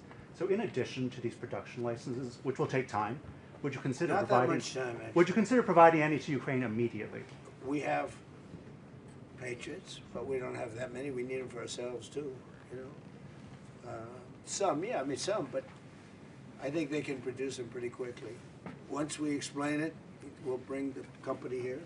You'll work with the company. They have a great ability to produce weapons, pretty complex weapons. Will you go to Ukraine? Mr. President, do you have Will I any go to deadline? Ukraine? Will you go to Ukraine? I would, yeah. Do you When it's have any over, deadline when you want to reach I'd it? rather have the war be over. When will it happen? Do you have any I'm deadline? not sure Secret Service would be thrilled. Are you willing to close? You know what I would like to- Putin doesn't stop Do you- war I think in this it's, year I or think the next. people You are have backup plan. incredible. And, I mean, like Kiev, it would be nice to get it before any more damage is done, to be honest. It's such a beautiful city, right? And yeah, I would go to Ukraine at the right time. Do you have any deadline? Do you have any deadline when you want to reach a deal between Ukraine and Russia? Do you have any deadline in that regard? No, I don't have a deadline. You can't have a deadline. It's, you know, it's too much going on. But I think you're going to have a deal. I think, you know, I've been very good. You know, we had certain deals like Azerbaijan and some of the deals that we made, and they've been going on for 32 years. And they said it's an impossible thing to get them solved. Eight different deals. Even in the Congo, it was. Think of it. You have the Congo and Rwanda. That was 14 million people dead, a lot of them with machetes. It's a horror. We got that one solved, or you know, it flares up every once in a while, I must say. But we got deals done that weren't doable. But if you look at well, India and Pakistan, they were at it. We get that. We get them done, and when we get them done, I find that people are not anxious to go back into it. I think we'll have you once mentioned the word security guarantee in the Oval Office. So. Yep.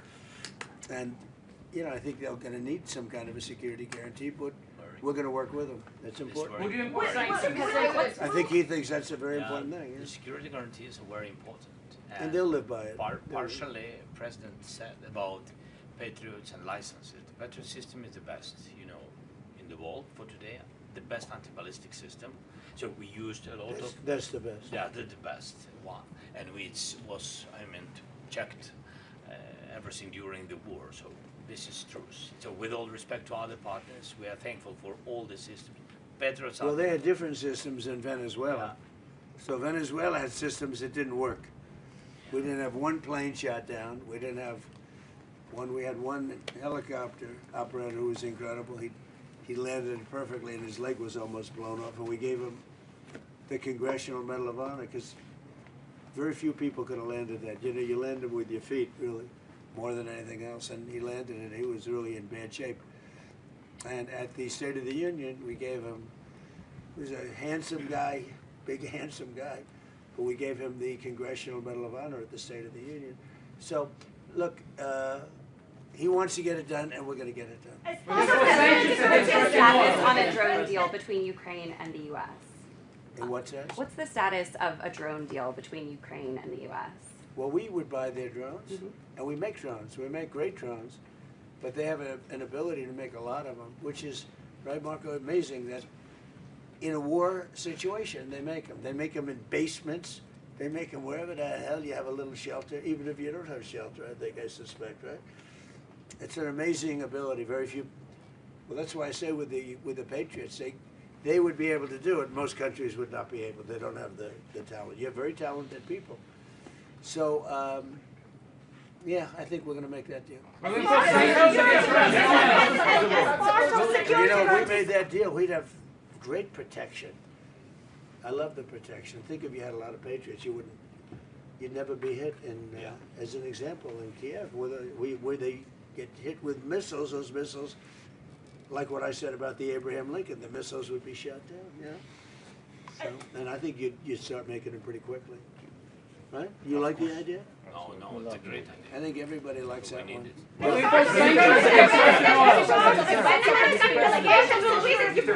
As part of security guarantees, are you ready to close the skies in case Russia attacks again? Close what? To close the skies over Ukraine in case Russia.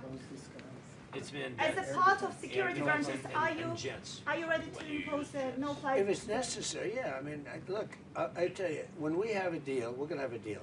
Security guarantee or no security guarantee. If we have a deal, we're going to have a deal. We're not going to have to worry about what you're saying. We're going to have a deal. I think if we come to a solution, which I think we will, we're going to have a deal. Now, we want to make sure the deal sticks. Some people don't think it will. I think it will. I'm sure it will. I'm not sure it will with Iran.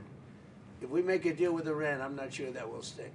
May I ask you, what does your Because I found them to be very dishonorable people. Yeah. Are you supposed to reimpose the naval blockade? I don't find that with him, and I mean, I don't want to upset him, but everything I've done with President Putin has been okay. It's been good. He's going to say, oh, but I would expect you to say that, but that's good. I don't think anything's going to be broken, and we're going to do a security guarantee in case it is. But with Iran, 47 years, this should have been done by another president a long time ago, or somebody else, another country. But they got stronger and stronger, and now they're weak. Are you going to reimpose the naval don't blockade forget, on we Iranian knocked out ports? 159 ships in 1 week. That's good even for you, right? 159. Their entire navy is at the bottom of the sea. And now they have little boats, little tiny boats that go around. And we knocked about 28 of them out last night with the same weapon we use for the drug people. You know, drugs are down, by the way, drugs by sea are down 97%. Meaning nobody wants to get into those boats and take drugs into it. They're down 97%. And we're using the same thing for the mine boats. You know, they like to drop mines in. And we hit a lot of them last night, like 28. We knocked out 28 boats last night, little ones. That's all they have is little ones. Are you going to try to take out more tonight? Will we go tonight? You know, normally I wouldn't tell you. But you know what? There's not a thing they can do about it. So the answer is probably. President Trump. Terrible military strategy. He just said he's going tonight. Yeah. President They deserve it. President Trump, what is the effectiveness of last night's attack? What message does that send to what's left of the Iranian Which attack are you talking about? The attack that you guys had on Iran last night. The strikes last night? I think it has a tremendous impact. Well, first of all, we took out additional, you know, they were trying to rebuild their radar, and they had about 60% built. Now they have to start all over again. Look, we're not attacking at the highest level. The highest level are the bridges, which we can knock down. I would say in one day we knocked down every single bridge in Iran. There's not a thing they can do about it. Their electric manufacturing facilities, right? their electric plants where they make their electricity there. We will, if we have to, we'll take them out. I don't want to do that, but if we have to, we'll take them out. They have desalinization plants. We'll take them out if we have to. I hate to do that. That's probably the one I would like not to do least. We attacked Cargill Island last night. We knocked out a piece. I said, don't touch the oil, because maybe we'll take over Cargill Island. You know, we may take over Cargill Island. There's not a thing they can do about it. But I said, don't hit the pipes. Just hit everything else. And they hit it. They may hit it again tonight. So, you know, as per your question, normally I'm not that way, but they really deserve it, because they're saying they want to make a deal, but they don't. You know, they asked for a timeout. They wanted to go to the funeral of Khomeini, and I said, give it to them. And they start shooting missiles. I mean, it was the craziest thing. Now, we did kill him, you know, so I guess you have to look at it that way, but the funeral took place, and they wanted to have a period of time, and they also asked that we not kill them. And we said, we're not going to kill you. They were worried we'd kill them during the funeral. I mean, if you can believe it, what a crazy... Did you ever think I'd be doing this for a living, Marco? Did anybody ever think I'm doing... Maybe Pete, but this wasn't supposed to be for me. Pete loved this stuff from day one. But they said to us, please don't kill us during the funeral. I said, I won't. And we didn't do anything. In fact, we made it safe for them, actually. And what happens? They try and knock out two ships, a Saudi and I guess Kuwait, right? Kuwaiti? Oh, no, Qatari. In addition, really three. Three, yes, sir. So you had 3 of them.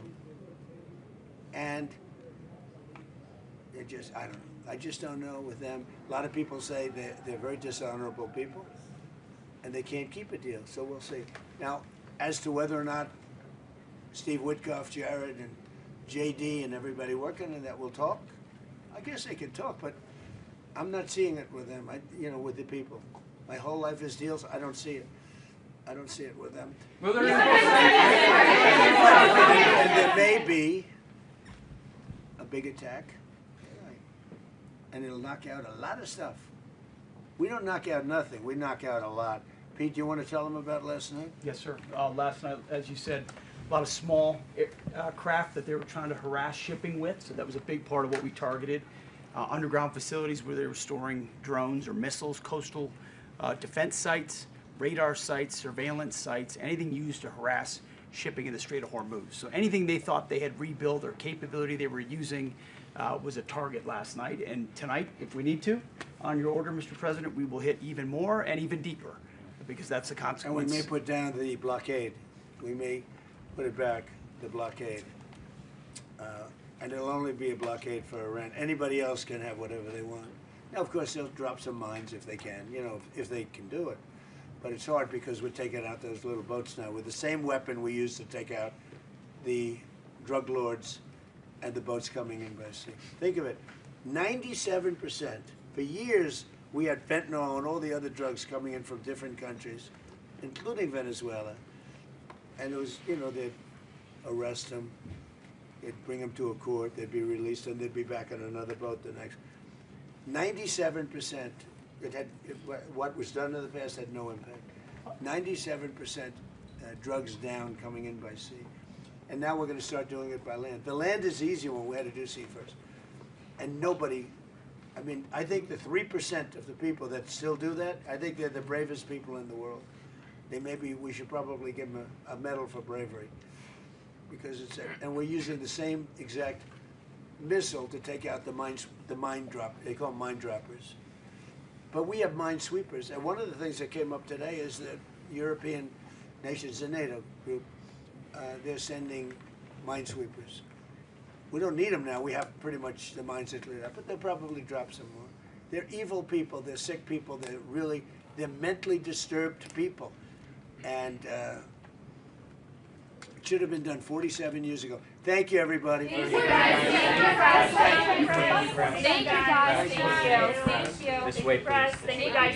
Thank you, guys. Keep moving. Thank you, cameras. Thank you. Thank you. Thank you, guys. Stay lined up, Ryan.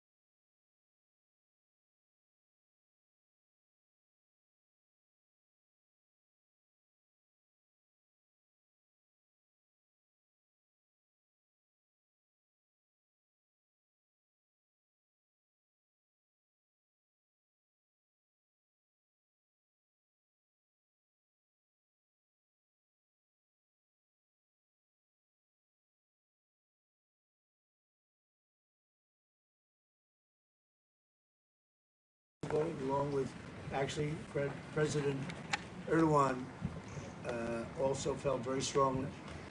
And he's done a really fantastic job as president. He's unified the country in a very short period of time. I'd say like a year and a half, about a year and a half. And right from the beginning, it was a real mess. It was a very disjointed place, and he's brought it together. He's a strong person. He's a great leader. He's respected by everybody, including me. And we're proud to have him together. We're just here to talk a little bit. We released sanctions from the country, which really, I think, was a big boost. The sanctions was a very important thing. And we're proud of the job he's doing. Syria's become a very stable, I mean, it's amazing. In a short period of time, it's really been stabilized. And we're proud of that. And it's a big part of the Middle East. Syria had one of the great cultures, the professors and lawyers and doctors. It had one of the great cultures of any country, not just Middle East. And then it went through this terrible period of time. But it's a country that a lot of people are very proud of, and they're proud of the job he's done. Thank you very much, Mr. President. Like to say something?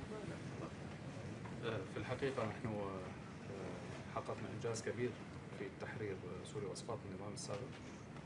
We have made a great achievement in the toppling of the former regime. وكما ذكر فخامة الرئيس خلال سنة ونصف حققنا إنجاز كبير في توحيد البلاد ووضع على السكة الصحيحة من التنمية والاقتصاد. And as President Trump said, in a year and a half, we made an achievement in bringing the country together, unifying the country, and put it back on track. هذا بفضل الشعب القوي، الشعب السوري اللي تكلم عنه فخامة الرئيس ترامب. Of course, this is due to our strong people, the strong Syrian people that President Trump talked about. Then the historic decision that President Trump has taken by lifting the sanctions of Syria.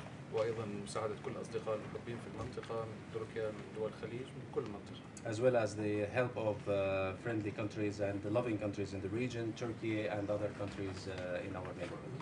الشعب السوري يشكر جميعا رئيس ترامب. The entire Syrian people thanks President Trump. Thank you. Thank you very much. Proud of you.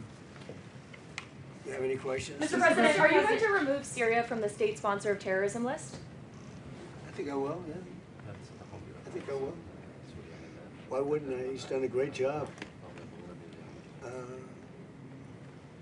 Maybe he would have brought that up in a little while, but that's a good question, yeah. Any problems with that? I think we should. Yeah, I will.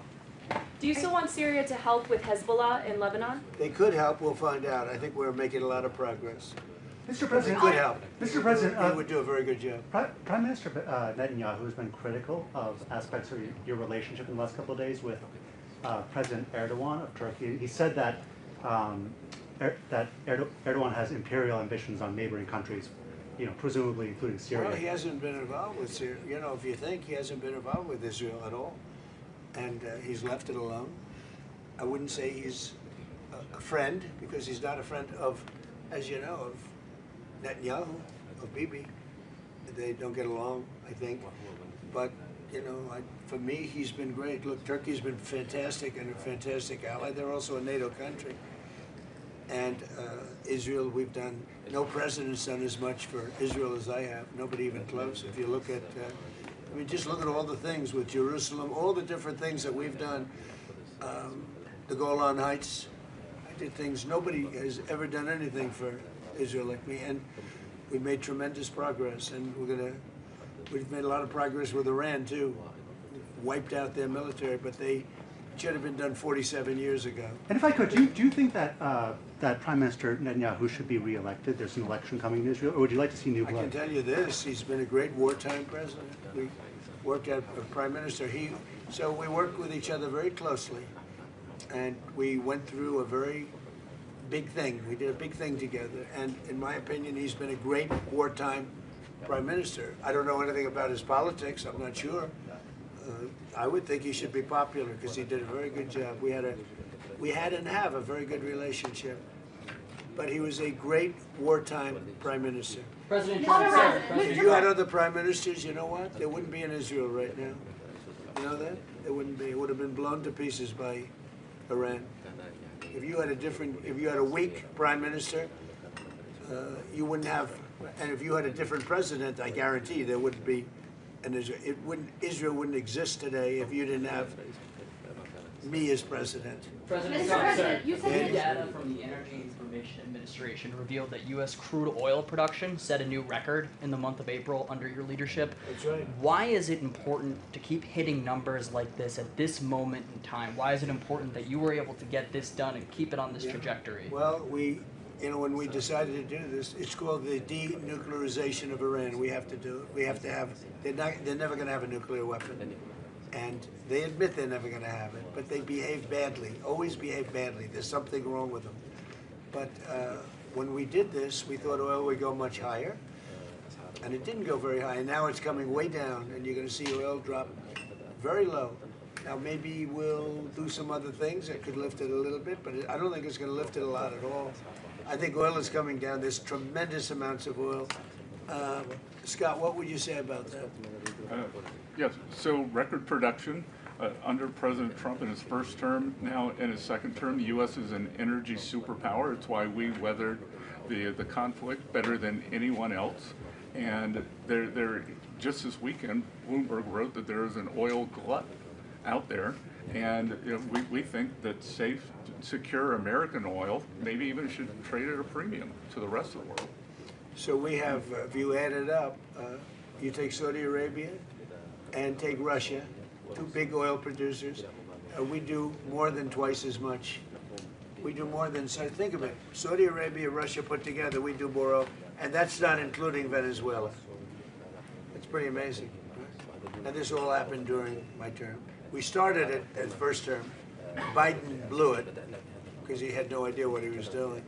But we are producing more oil right now than Saudi Arabia and Russia combined by almost double.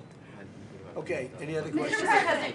Yes. Yes, ma'am. You said that dealing with the Iranians is a waste of time. How do you plan to get the nuclear material and the nuclear assurances that you want? Well, we've already got the nuclear material because it's so far underground, nobody's going to be able to get it except us because we have the equipment that can get it. But I call it the nuclear dust. The nuclear material is so far down underneath a mountain, and now that's been determined, that it would take massive machinery that we have that no other country has. Mr. They can't get President, so it. you have no plans to go in, boots on the ground? Why would I go in now? I'd go in when they're completely either eliminated or whatever happened, or an agreement's made. Mr. President, Yes. if you cut off trade with Spain, does that mean that you're going to have to renegotiate a trade agreement with the EU? With who? With the EU, any past trade agreements you already have? We're going to see what happens with the EU. You know, they've treated us very badly for years, and they took advantages. Look, we're very close to those countries, right? And to everybody in the EU. The problem is they took advantage of the United States for years. It's like him. They took advantage of Syria. He's bringing it back. And I'm bringing the United States back. We have the greatest economy we've ever had. We have the biggest investment. 19.2 trillion is being invested right now in the United States. 3 trillion was the record. Under Biden and under the past administration, they had less than $1 trillion for 4 years. We have 19.2 trillion in 12 months. Think of that. We have the largest amount of money being invested in a country in history. Pretty amazing. 19.2 trillion with a T. So, and they're building factories all over the country. I think yesterday Toyota announced they're leaving Mexico. And they're coming, I'm not that Mexico's thrilled about it, but they're leaving Mexico and they're coming to the United States to build what will be, I believe, the largest automobile plant either in the world or at least in this country. Mr. President, on oil prices Quick today. domestic question. You announced on Truth Social a couple days ago that Walmart was cutting the price for ground beef by 15%. How big of a deal is that for American customers this summer? So Walmart has agreed to cut their prices very substantially because things are going down. We're getting it down. We inherited very high prices. We inherited the highest prices in the history of our country, or 48 years to be exact, but I don't believe that. I think it's in history. So under Biden, they had tremendous inflation. Under the Democrats, we had tremendous inflation, record-setting inflation. And now, inflation is way down. Everything is great. We have, the prices are coming down, but we inherited, you know, they talk about they use different words to describe it. They had very high prices. The prices are coming down. And when the oil comes, you know, the oil is coming way down. The oil dropped by 50% in the last month. And when that comes down, it brings everything else down. No, it's affordability. And they came up with the word affordability, you know, like, I take over, I'm there for one day, and they say, affordability, affordability. I said, I've been here for one. Remember with the eggs, the first day or 2 days later, I have my first news, and they talked about eggs. They said the eggs have gone up 5 times. I've been in office for one day. And I said, well, we'll have to do something. In fact, they told me not to order eggs for the Easter egg hunt at the White House. I should use plastic. I said, we're not doing that. And by the time we came, that was a couple of months later, that happened, and we ordered thousands of eggs. And right now, eggs are way down. The prices are way down, and they're coming down further. So they made up a phony word that they used. They said affordability. They're the ones that caused the affordability prices. I didn't. But I brought it down. And the oil is coming down very big. Mr. President, Brent crude is up slightly today on the announcement that because we hit them. Anytime we hit them, it goes up a little bit, $2. Is that what you mean? Is that what you meant when you said that we might see oil prices lift a little in response to? Bit, yeah, $2, very little. It's down from, let's say, $135 down to $69. It's dropping, and everything else drops. As oil goes, so goes everything else. But anytime if we hit Iran, oil goes up a little bit. It's all right. Mr. President, do you think Israel? We're de-nuking it. All right. We're de-nuking Iran. They're not going to have a nuclear weapon. All right, one more question. Sir, do you think Israel should withdraw troops from southern Lebanon? Well, I talked to Bibi about that. Yeah, I think they're going to. I think they want to. I don't think it's a question of me. I think it's a question they want to. And they're getting along with Lebanon. They're signing deals with Lebanon. First time ever. Marco, talk about that if you'd like. Yeah, we have an agreement that, and it calls, that's the goal at the end. Obviously, Israel's concerned about their security. But the president did a great job bringing those two countries together for the first time It's a big thing. First time in many years, right? So we have a deal with Israel and Lebanon. And, yeah, they'll leave. And I think it's going to work out very well. But we're here for this because Syria has turned around as fast as I've ever seen. Well, actually, I turned the United States around very fast, too. I inherited from a man who was not smart, not a smart person. We inherited from the man where they were running this country so badly with the open borders. Think of it, 25 million people allowed into our country. And that includes 11,888 murderers, most of whom murdered more than one person, okay? We got most of them out, or we have them in jail. And we've done a great job. Washington, D.C. now is considered one of the safest cities in the country. If he came to Washington, D.C. a year and a half ago, he'd fear for his life, even though he never feared for his life before, because it was very dangerous. But somehow his territory might have even been a little more dangerous.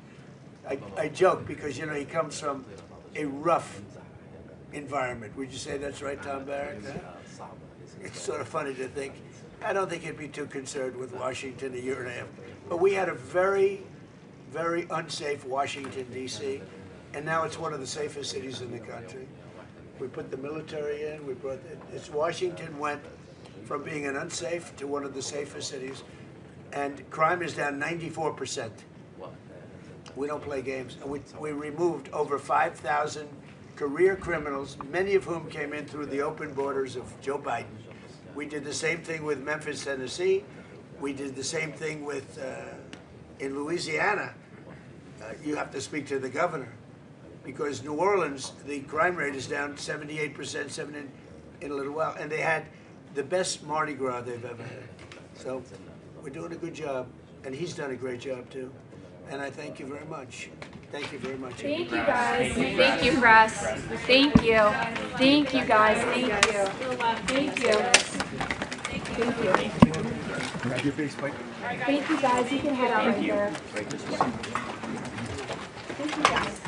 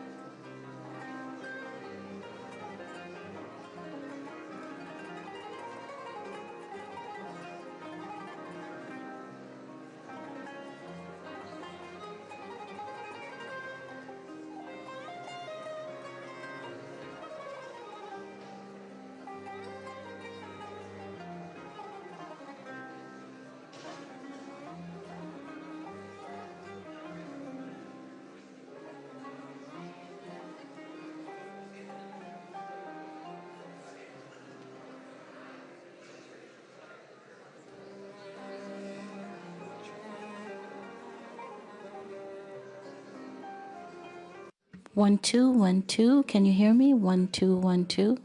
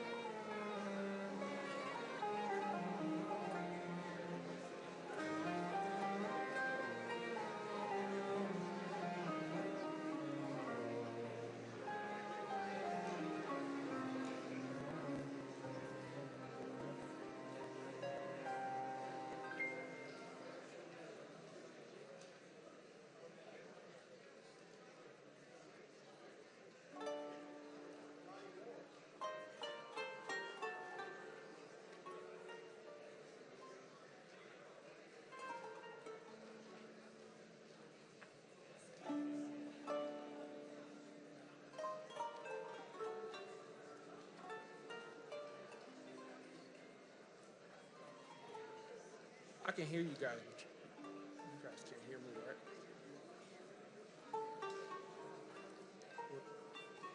Was I just on the mic?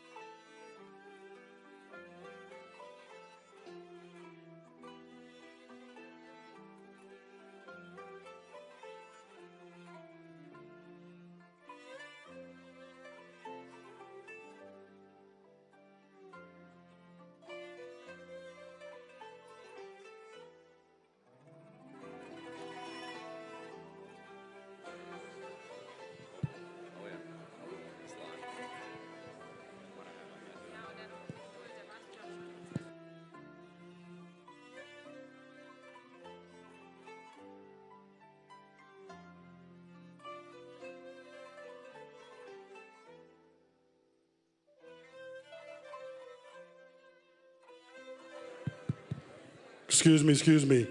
If you're sitting on the stairs, you have to be close to the wall. You cannot sit on the stairs. You need to be standing close to the wall.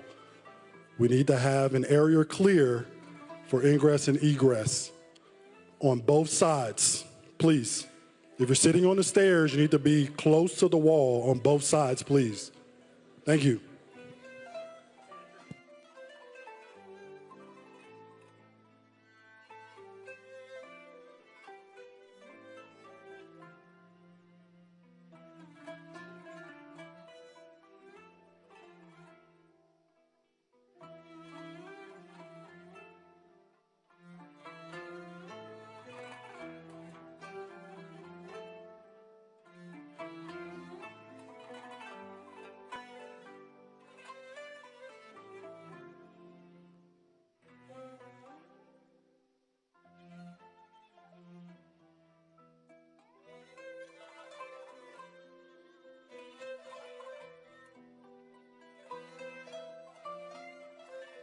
Merdivenlerin bir tarafı mecbur boş kalmak zorunda. Yoksa Sayın Trump açıklamaya gelmeyecekmiş. Bilginiz olsun. Bir kanadını muhakkak boş bırakmamız lazım. Sağlı sollu. Buraya boşaltıp komple oraya alalım.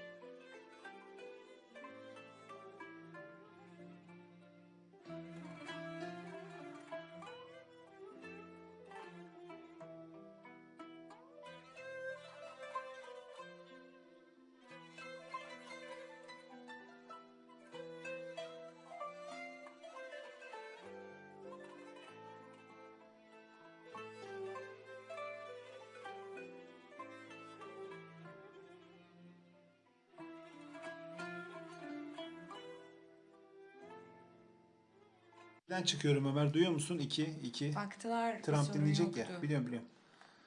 Evet 2'den çıkıyorum. Duyuyor musun? Tamam. Bir de 3.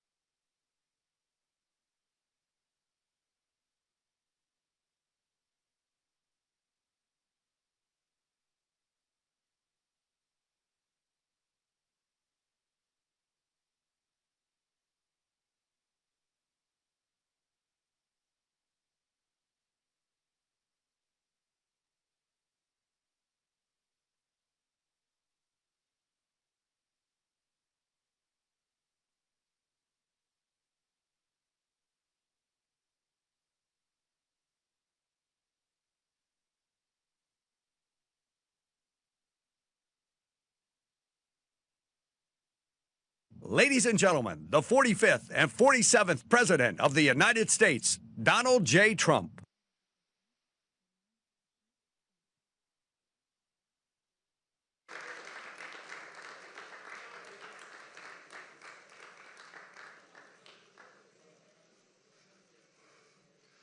That's a lot of press. Wow. Well, it's important stuff. And you know, our team out here, they've all become stars, superstars actually. But we want to thank you very much. We've had a tremendous time and I think a great success. And we just concluded a very successful NATO Summit here in Turkey. And I want to thank President Erdogan, who's really a great man. He's a great leader.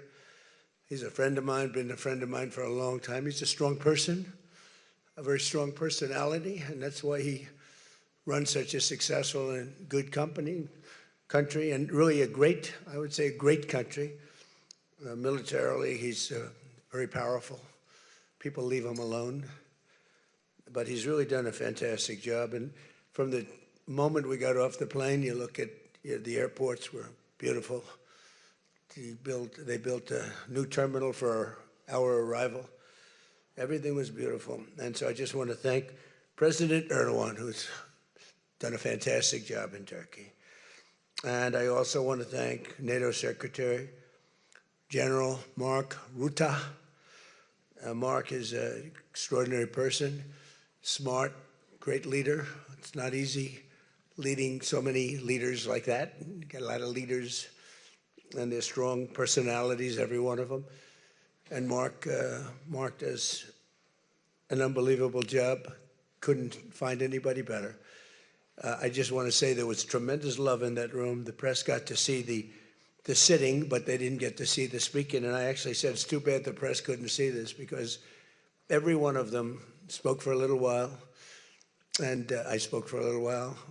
And it's a lot of speeches. We kept it short, but it's too bad the press couldn't have seen what we were doing in that room, because it was very smart people, and they have a lot of good in their heart, not evil, good.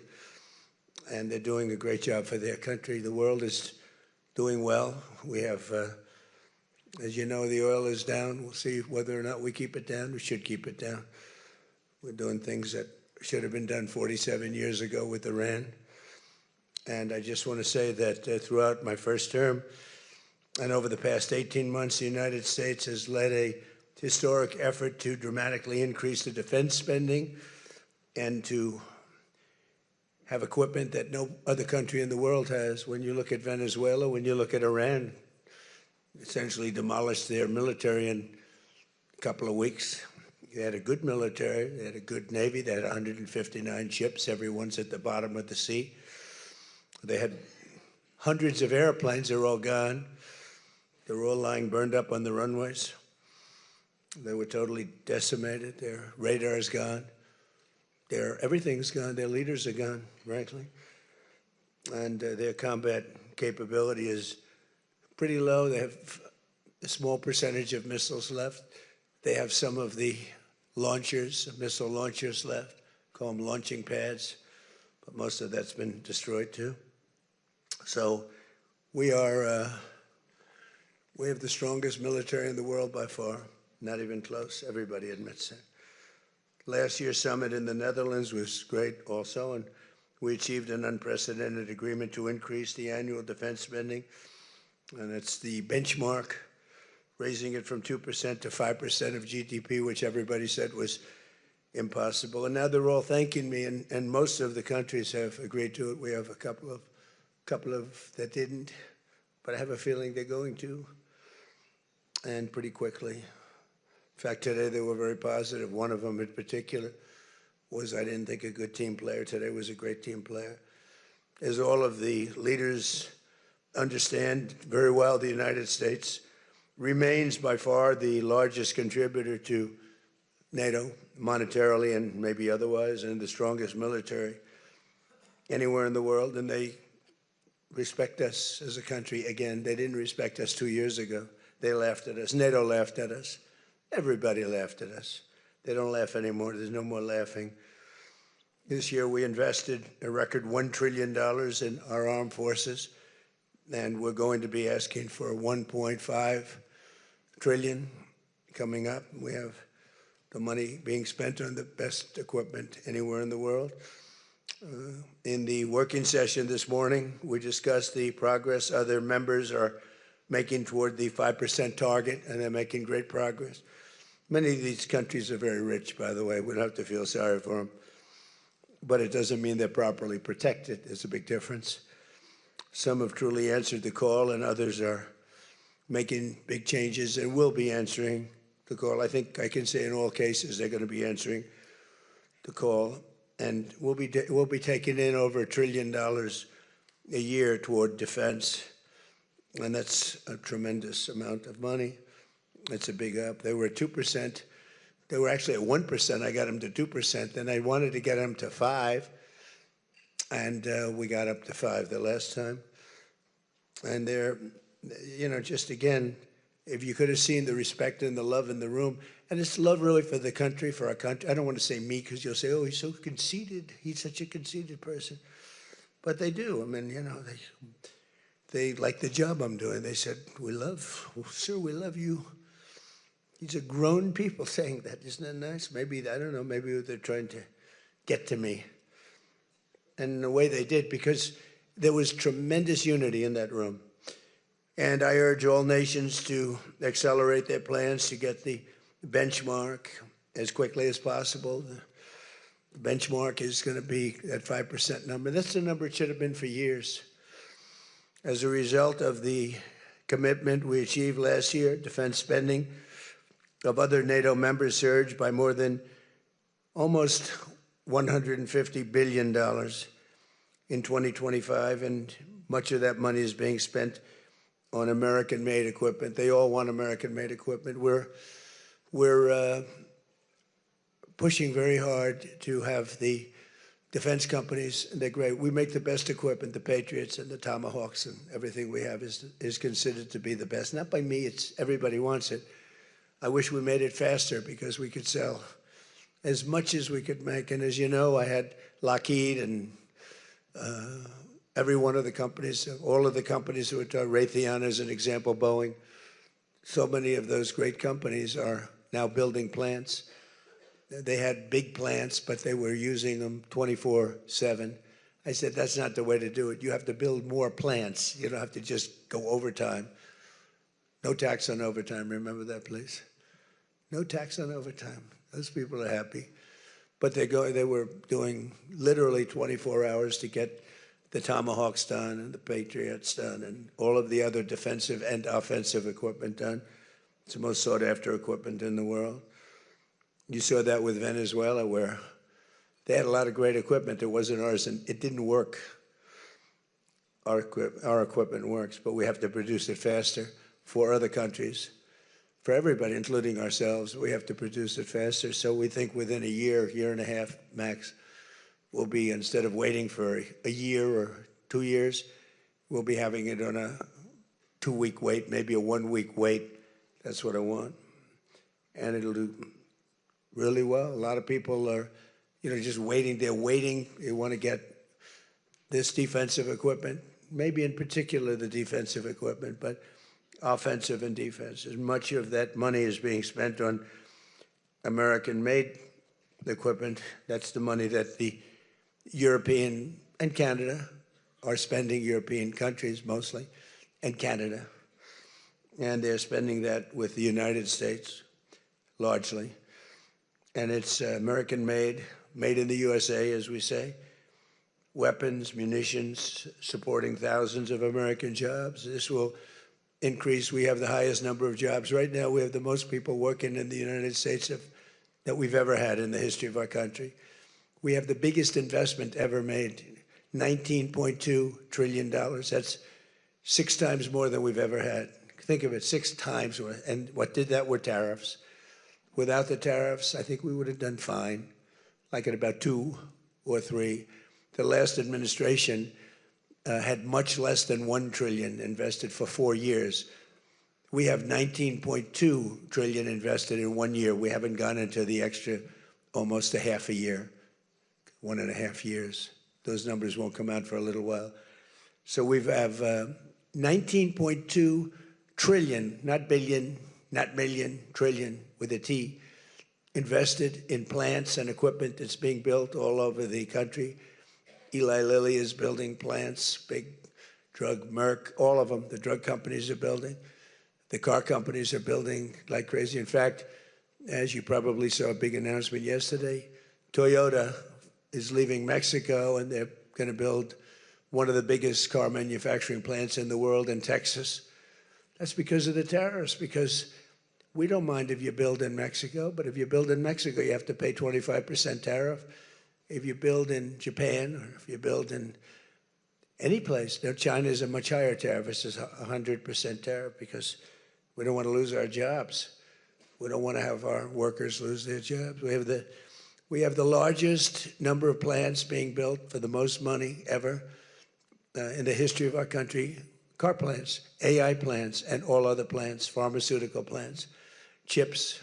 We're not giving anything. All we're saying is, if you don't start, we'll give them 1.5 to 2 years to build their plant. If they don't have that, they have to pay 100%, 200%, even 250%. If they make a chip, or if they make a car, if they make pharmaceuticals. So the pharmaceutical companies are moving in at record levels. There's never been anything like what's happening. Let me put it a different way, put it to you in a more broad fashion. There has never been anything like has happened with this country or any other country in the history of the world. There has never been growth. There's never been manufacturing plants being built. We have so many being built. And in the big ones, like AI, some of the AI, we let them build their own electric plants. We force them to build. We don't want it because the old grid that we have wouldn't be able to supply it. They need, just as an industry, more energy than the entire country produces right now, when you think of it, which is incredible. So take all of the energy that the United States produces and that one industry, which is so big, so powerful, it needs more than that. In fact, some people say almost double. So this was my idea. I said, you can never service that. You can't reinvigorate the grid. You can make it better, but nothing like that. You wouldn't be able to build. And we're leading China in AI, in just about everything. But we're leading China in AI. Even in TikTok, I was watching somebody say, oh, the TikTok deal, it's so bad well, because they say the deal was incredible, but they think the word that gets out is bad, except the numbers just came out, and I'm #1 on TikTok, and all I do is talk about communism, right? So it's sort of good. I used it to get elected, too. But, you have to get your word out. But the numbers came out just a little while ago, and I was #1, some ridiculous number. I never heard of numbers like that, but #1. And all these entertainers are number 27, 29. It's crazy. I don't even understand myself. But that means that my word's getting out about how great our country is, how successful our country is, and how bad communism is, and how bad these lunatics are that are running for election that don't sound good, don't think good, and don't look good. I don't see any looker. I don't see anybody with the look. You need the look, I guess. You need something, but they don't have it. And I think they'll fade fast. And it's not social democrats. This is not a social democrat. These are communists that are running. And they don't want God. They don't want successful things to happen for our country. They don't want to have a successful country. I think they're sort of crazy. As European nations rebuild their militaries, American equipment will be the largest beneficiary. The defense companies are going to be making most of that equipment. They want the American equipment because it works better. It's not a question of anything else. We make the best equipment in the world. And to that end, I provided other leaders with an update on the steps we're taking to rapidly scale up production in the United States. And they wanted to hear that because they don't really want to get it in 4 years, 5 years. They want to get it like in a week. And we'll actually be at a point like that in the not too distant future with the plants that are being built. The defense plants, it's incredible. Lockheed is building, I think, 5 Some of them are building 3, 4, or 5, and they're big ones. It's going to quadruple the output of we have with the munitions and the basic equipment itself, whether it's a Patriot or Tomahawk missile or any of the missiles that we make many missiles, different types, for different occasions. And just today at the summit, we announced $3 billion of new defense investments with U.S. companies, and Lockheed Martin will establish a world-class Patriot missile sustainment facility, a big deal in Europe. They're given a tremendous incentive by Europe to do that. All goes to the benefit of us and Europe because they're getting the best equipment. Northrop Grumman is moving forward with the sale of advanced American drone technology. We're actually the leader in drone tech. A lot of people don't know that. We have the most sophisticated drones in the world. And we're a real, I guess we're the leader, but we'll soon be the leader by many times over. And Lockheed and Rheinmetall are announcing a partnership to build the Army Tactical Missile Systems, which is a big deal. And Anduril is announcing a deal to build their new Barracuda missiles, which is a very highly sophisticated, fast missile, and we're doing that for Poland. Poland's doing very well, by the way, with a very, very good president, great president, I think. All of these agreements directly benefit the U.S. defense industry and base, and what it really does is it means jobs. And again, I have to just say that when Toyota announced yesterday, I wasn't that surprised, but everybody wanted to get that. That's the largest, I think it's going to be the largest plant in the world, car plant, and they're moving into the United States. And again, they're doing that to avoid paying the tariff, because if you build your product here, you pay no tariff. If you don't, you pay a 25% tariff, depending, 35% sometimes 100%, 200%, depending on what the product is. As an example, we're doing great on steel because we charge tariffs. So now all of a sudden the steel industry, which was absolutely dead a few years ago, I revived it in my first term, pretty good. And then they blew it in the Biden term. What a shame. They just blew it right out the window. They had no idea what they were doing. And I quickly revived it at the beginning of this term, year and a half. And the steel business is through the roof. We don't even make aluminum anymore. Now we're going to have the largest aluminum plant in the world being built in Oklahoma. I love Oklahoma. 77 out of 77 counties, 3 times.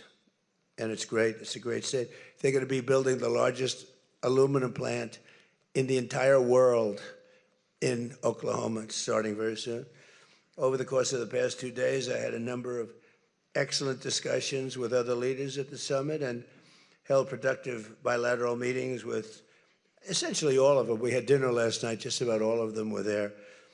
President Erdogan of Turkey, as well as President Zelensky, and he just came in, as you probably saw, had a little press conference, and also President al-Shara of Syria, who's doing an unbelievable job in unifying Syria. What a job he's doing. Syria was a mess with what happened with the previous government, you know that. Very dangerous place, and now it's just come together. He's done a fantastic job. People are talking about it. In every conversation, it was clear that America is back, and we're stronger and bigger and better than ever before. We have more jobs, as I said, than ever before. And we're respected again like maybe never before. We are so respected as a country. That's why I wish I told the Secretary General, Mark, I said, it's too bad the press could not see what's happening in this room. You saw the big round circle with all of the leaders of all of those countries. And I don't know, I think they should allow it. The theory is that they won't be.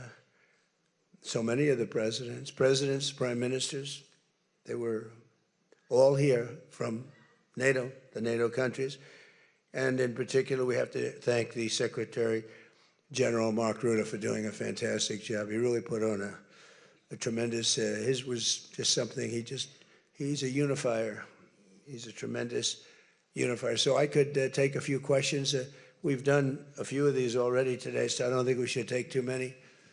I don't think we should take, right? So we're going to keep it a little bit short, and I know a lot of you are going home. Some are going with me. So go ahead, please. Sir, yes. Yes. No. The gentleman right here. The very tall gentleman who's very insecure. He doesn't want to ask the question. He's a handsome guy, but he's very insecure. Go ahead. Do you want to shout it out? Give him a mic. How about giving him a mic? You shout it out.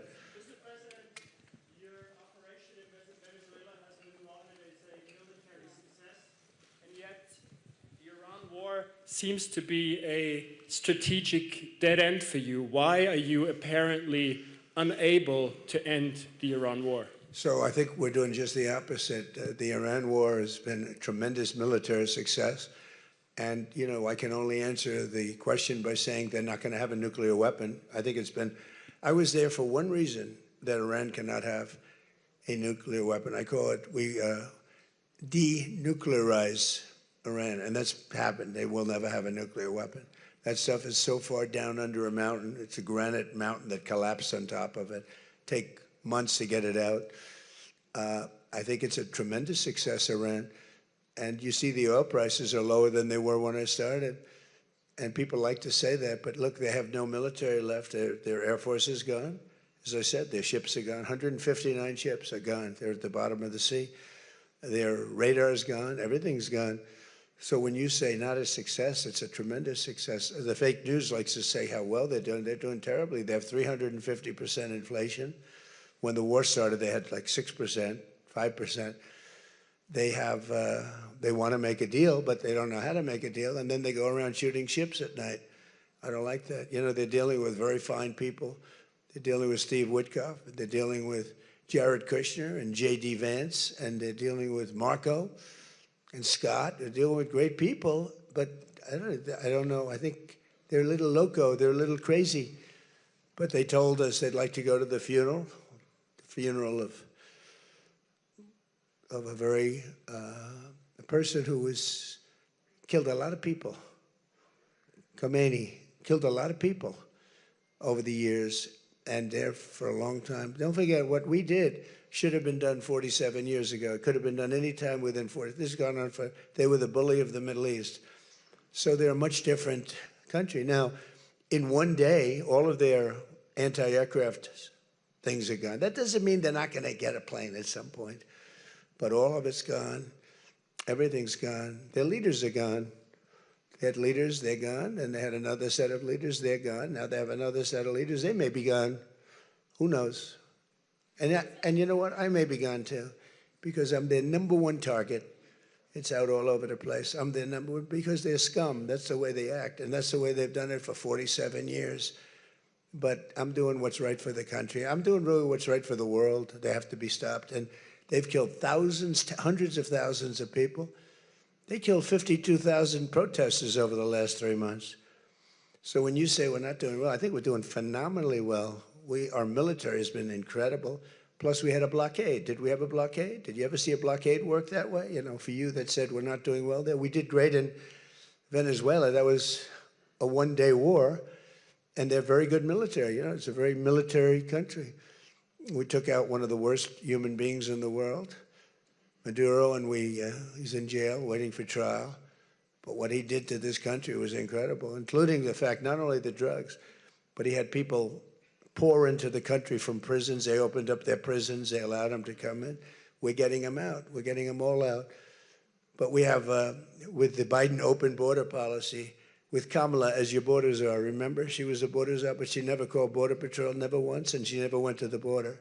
The border was a disaster. Now it's fixed. It's fixed where we have nobody, and I don't do these numbers. 0 people come in through our border, through our southern border. 0.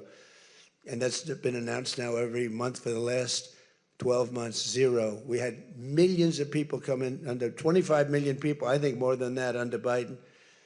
And they weren't people that you want, and for the most part, they were drug dealers. They were escaped from, think of it, all the prisons, and I'm not just talking about from South America, I'm talking about from the Congo, I'm talking about from all over the world. The prisons were emptied out. They were emptied out into our country. But they had the worst murderers. They had We had people allowed in our country that should never, and they walked in through an open border policy. And all I'm saying is that you're lucky we won this election. Yeah, please. Go ahead. Go ahead. No, yes, go ahead. Who you with? Why don't you say your name and who you're with? It's always helpful. Thank you, Mr. President, for doing this. Iris Tao with NTD, with a sister media with the Epoch Times. Okay. On communism, you've been issuing a wake-up call to Americans at home about the dangers of communism. And now you're speaking on the world stage. What's your message to people both living under communist and socialist regimes, but also people living under democracies like in Europe and America who might not have realized how close communism has come to home? Yeah, that's a great question, actually. But look, I want to get the word out because what's forming is communism in the country. And communism's easy to sell. I would be the greatest communist in history. I'd be right up there with Lenin. I'd be as good as anybody. You've got free rent for the rest of your life. What they don't say is that you'll be living in squalor in 12 months. You've got a free house. Would anybody like to have a free house? We'll take it away from somebody. We'll give it to you. You'll have murders all over the place. Communism's a disaster. It's been proven to be for thousands of years under different names, but same thing. It's very important. And, you know, it's funny. One of the reasons I do so well with Hispanic people, I set a record, Republicans. I get great numbers for the election, helped me get elected in a landslide, the Hispanics, because a lot of them came from countries that were essentially communist. You know, whether you call them radical socialist or communist is not that much, but there's a little difference. When they say social democrats, we're social democrats, it sounds so nice. It's not nice, it's a very dangerous term. So I do talk about it, and I talk about it on TikTok, and I talk about it everywhere. I talk about it here. And you're right, it has become international, but it's never worked, and it's not going to work. What is working is the United States. And think of it, we have more jobs than we've ever had. People are making more money than they've ever made. I'm talking about workers now. I'm talking about workers. They're making higher salaries than they've ever made before. It's just the best system, and it's got flaws, but everything's going to have a little flaw, but it's been amazing. And when I watch what's happening, and I see these lowlifes getting, I mean, they're lowlifes. I watch them. I know good people. I know quality people. These are essentially lowlifes. And when I see what they're talking, I think they're very dangerous in many ways. And I've said it, and then I said, boy, that's a pretty big statement. Then I realized, you know, a couple of people said, I think you're probably right. I think this country, with this thing that's going around, is in more danger than it was during World War I, World War II. If you talk about September 11th, if you talk about Pearl Harbor, that was big danger. I think the concept of us going communist, because one thing that happens when you go communist, you never come back, never comes back. You die in squalor. You die a horrible death. You die in squalor, and it gets very evil and very nasty. Yeah, please go ahead. Mr. President, Tyler Pager with the New York Times. Last month you said Iranian leaders were very rational people, nice people to deal with, strong people, smart people. Today you said they were scum, sick people, and being led by sick people. What changed, and do you think I got to know them. So I've said that about a lot. Now, when you say rational, I think they're much more rational than level 1, level 2. Level 1 is gone, level 2 is gone. This is level 3. I think they are more rational, but based on their actions over the last week or two, they're not doing a service to the people. And I think more than anything else is I got to know them. And I'm not sure I want to make a deal with them. We can play games, but I'm not sure I want to make a deal. Let's just finish the job. Yeah, please, go ahead. Go ahead. Go ahead. Go ahead. Thank you, Mr. President. Steve Sedgwick from CNBC. The oil markets are up today, around about 7% for WTI and Brent as well. The world is taking you at your word, sir, that the MOU is over, that the ceasefire is over. What happens next, sir? Are we on the cusp of a full-scale return to full conflict? Well, I'll tell you what happens next. We're never going to see Iran have a nuclear weapon because that's much more important than the numbers you're talking about. The prices of oil are dropping like a rock. Now they'll be up a little bit, and this will end very quickly. We have an oil glut right now because we got all those boats out of the Strait, and it's going to drop, and I've predicted everything. I've been right about everything, and I have been for a long time. That's how I got to be president 3 times. That's how I won 3 elections. I did very well in the second one, won it. It was a rigged election. But I've been right, and oil's coming down. Now, I have to make sure of one thing, that we don't have lunatics having control over nuclear weapons. So we have that now. There's no way they have a nuclear weapon. We have cameras, as an example, on the site that those beautiful B-2s at 1 o'clock in the morning 10 months ago blew up. They blew it up. We have cameras, that's called Space Force, if they're in space. But we have cameras that can read the badge of the person going over to a site. Mohammed something. We say it's Mohammed something is there with shovels. Well, shovels won't get you there. The biggest machinery in the world probably won't get you there, if you want to know the truth. It's way, way below. But we're watching that. And if anybody goes there, they get blown up. So nobody's going to touch that. Eventually, we'll take it. But what we do have is we have that. That's gone. If we wouldn't have had that, they would have had a nuclear weapon, and they would have wiped out Israel. If I weren't president, Israel wouldn't exist. And we did it 2 times. When the JCPOA, the Obama deal, when that was originally conceived, everything went to Iran. 1.7 billion in cash, hundreds of billions of dollars. They thought they could buy peace with these people. You can't do that. So the big thing we have is more important than anything we can talk about is you can't let lunatics have nuclear weapons, and we've stopped that. And that should have been stopped on a couple of other occasions, too, with different countries, but they didn't do that. Yeah, please.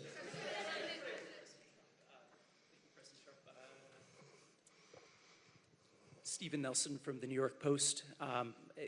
I'd like you to address speculation that you're leaving Ankara not in the new Air Force One because of security concerns involving Iran.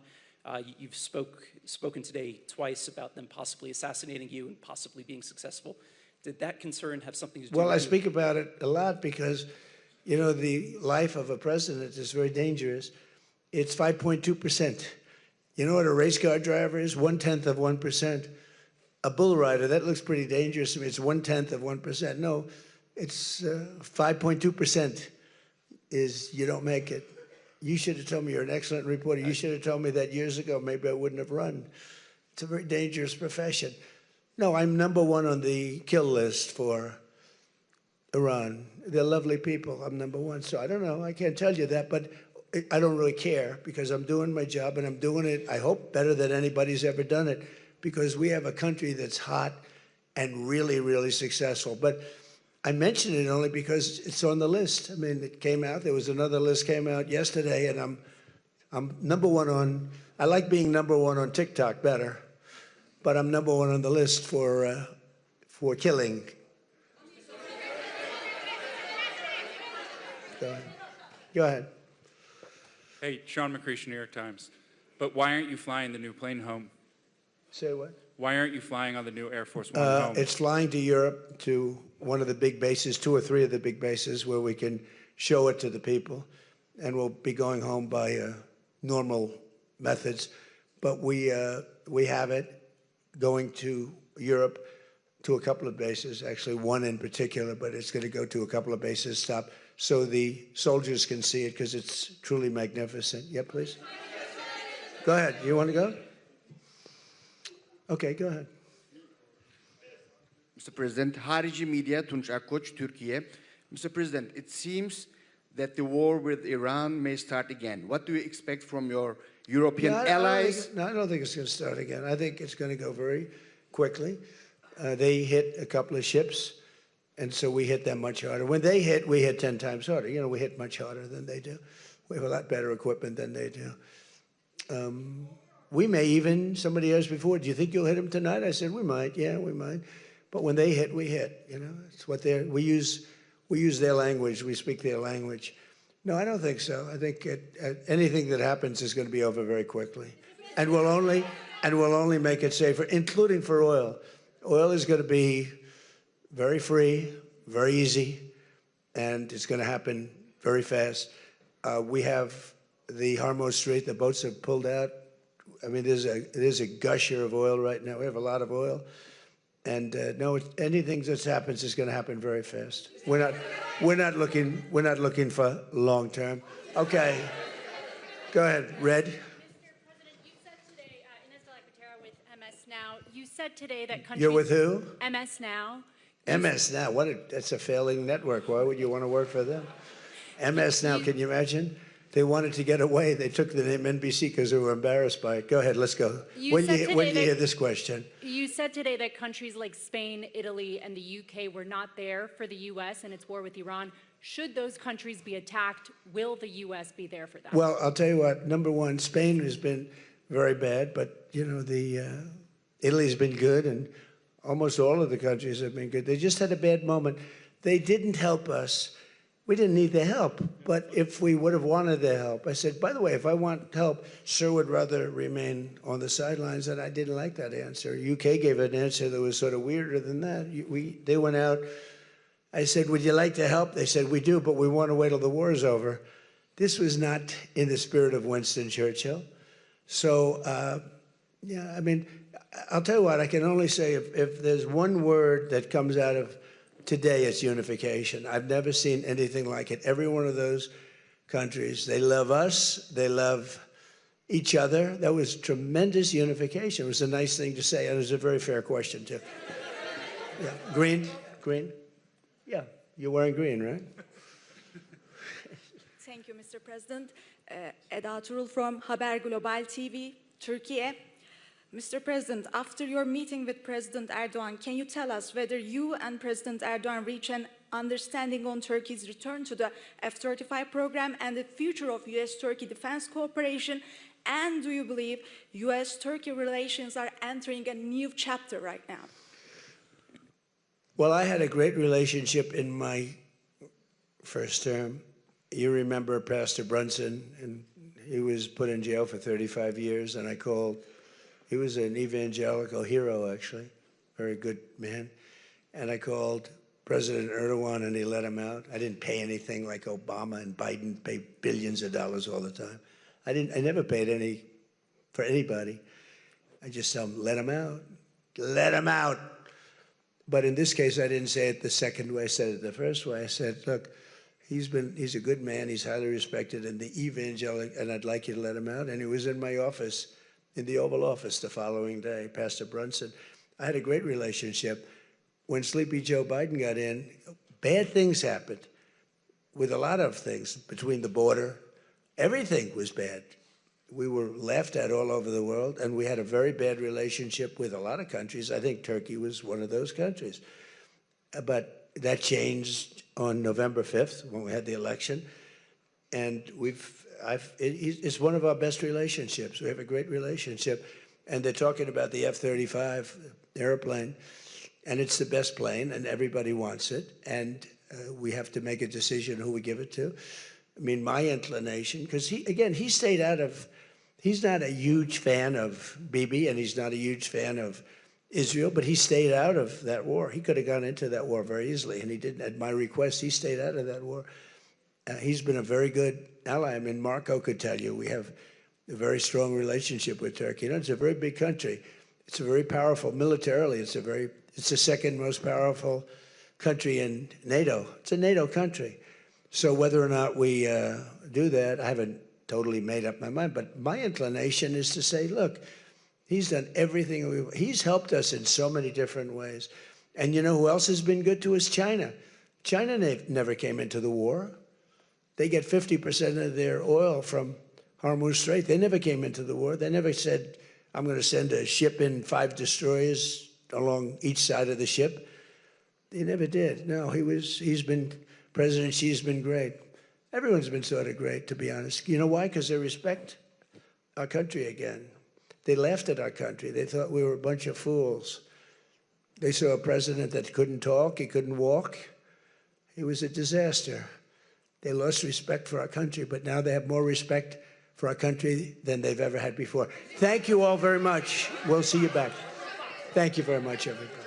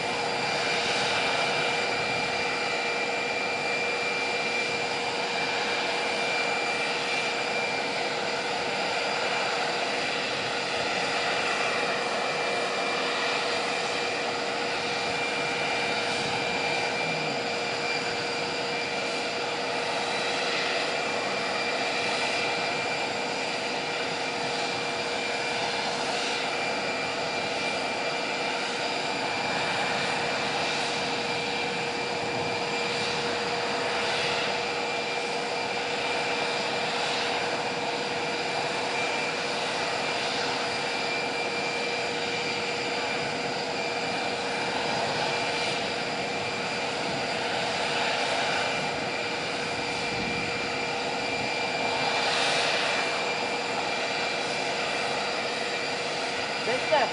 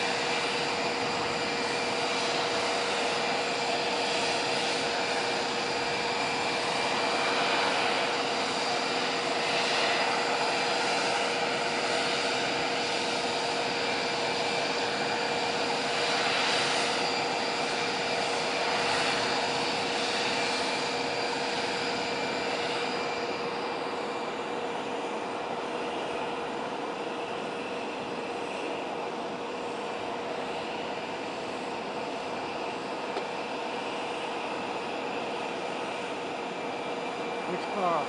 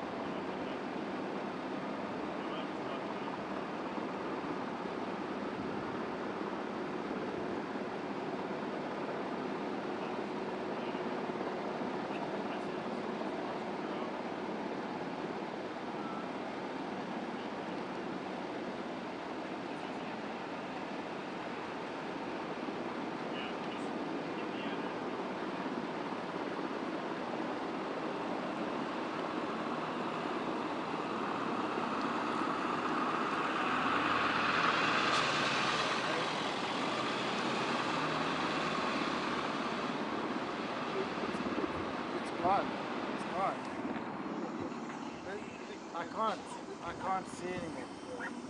It's gone. There. I think it's up there to the left. You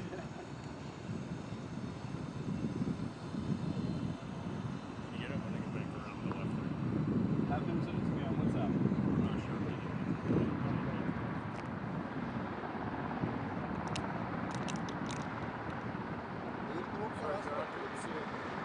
Good work. Good work. It's over. I'm done. Get out of the truck. We're pushing. And then he gets back in. I was like, get out.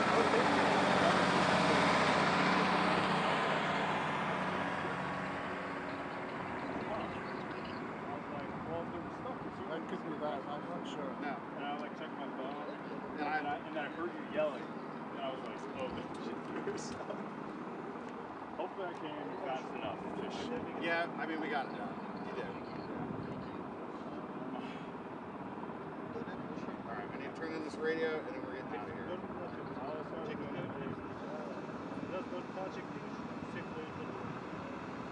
Hey, did you, I don't want to peel it out. I'll just do it. Okay. That'll be quick. Do you want him to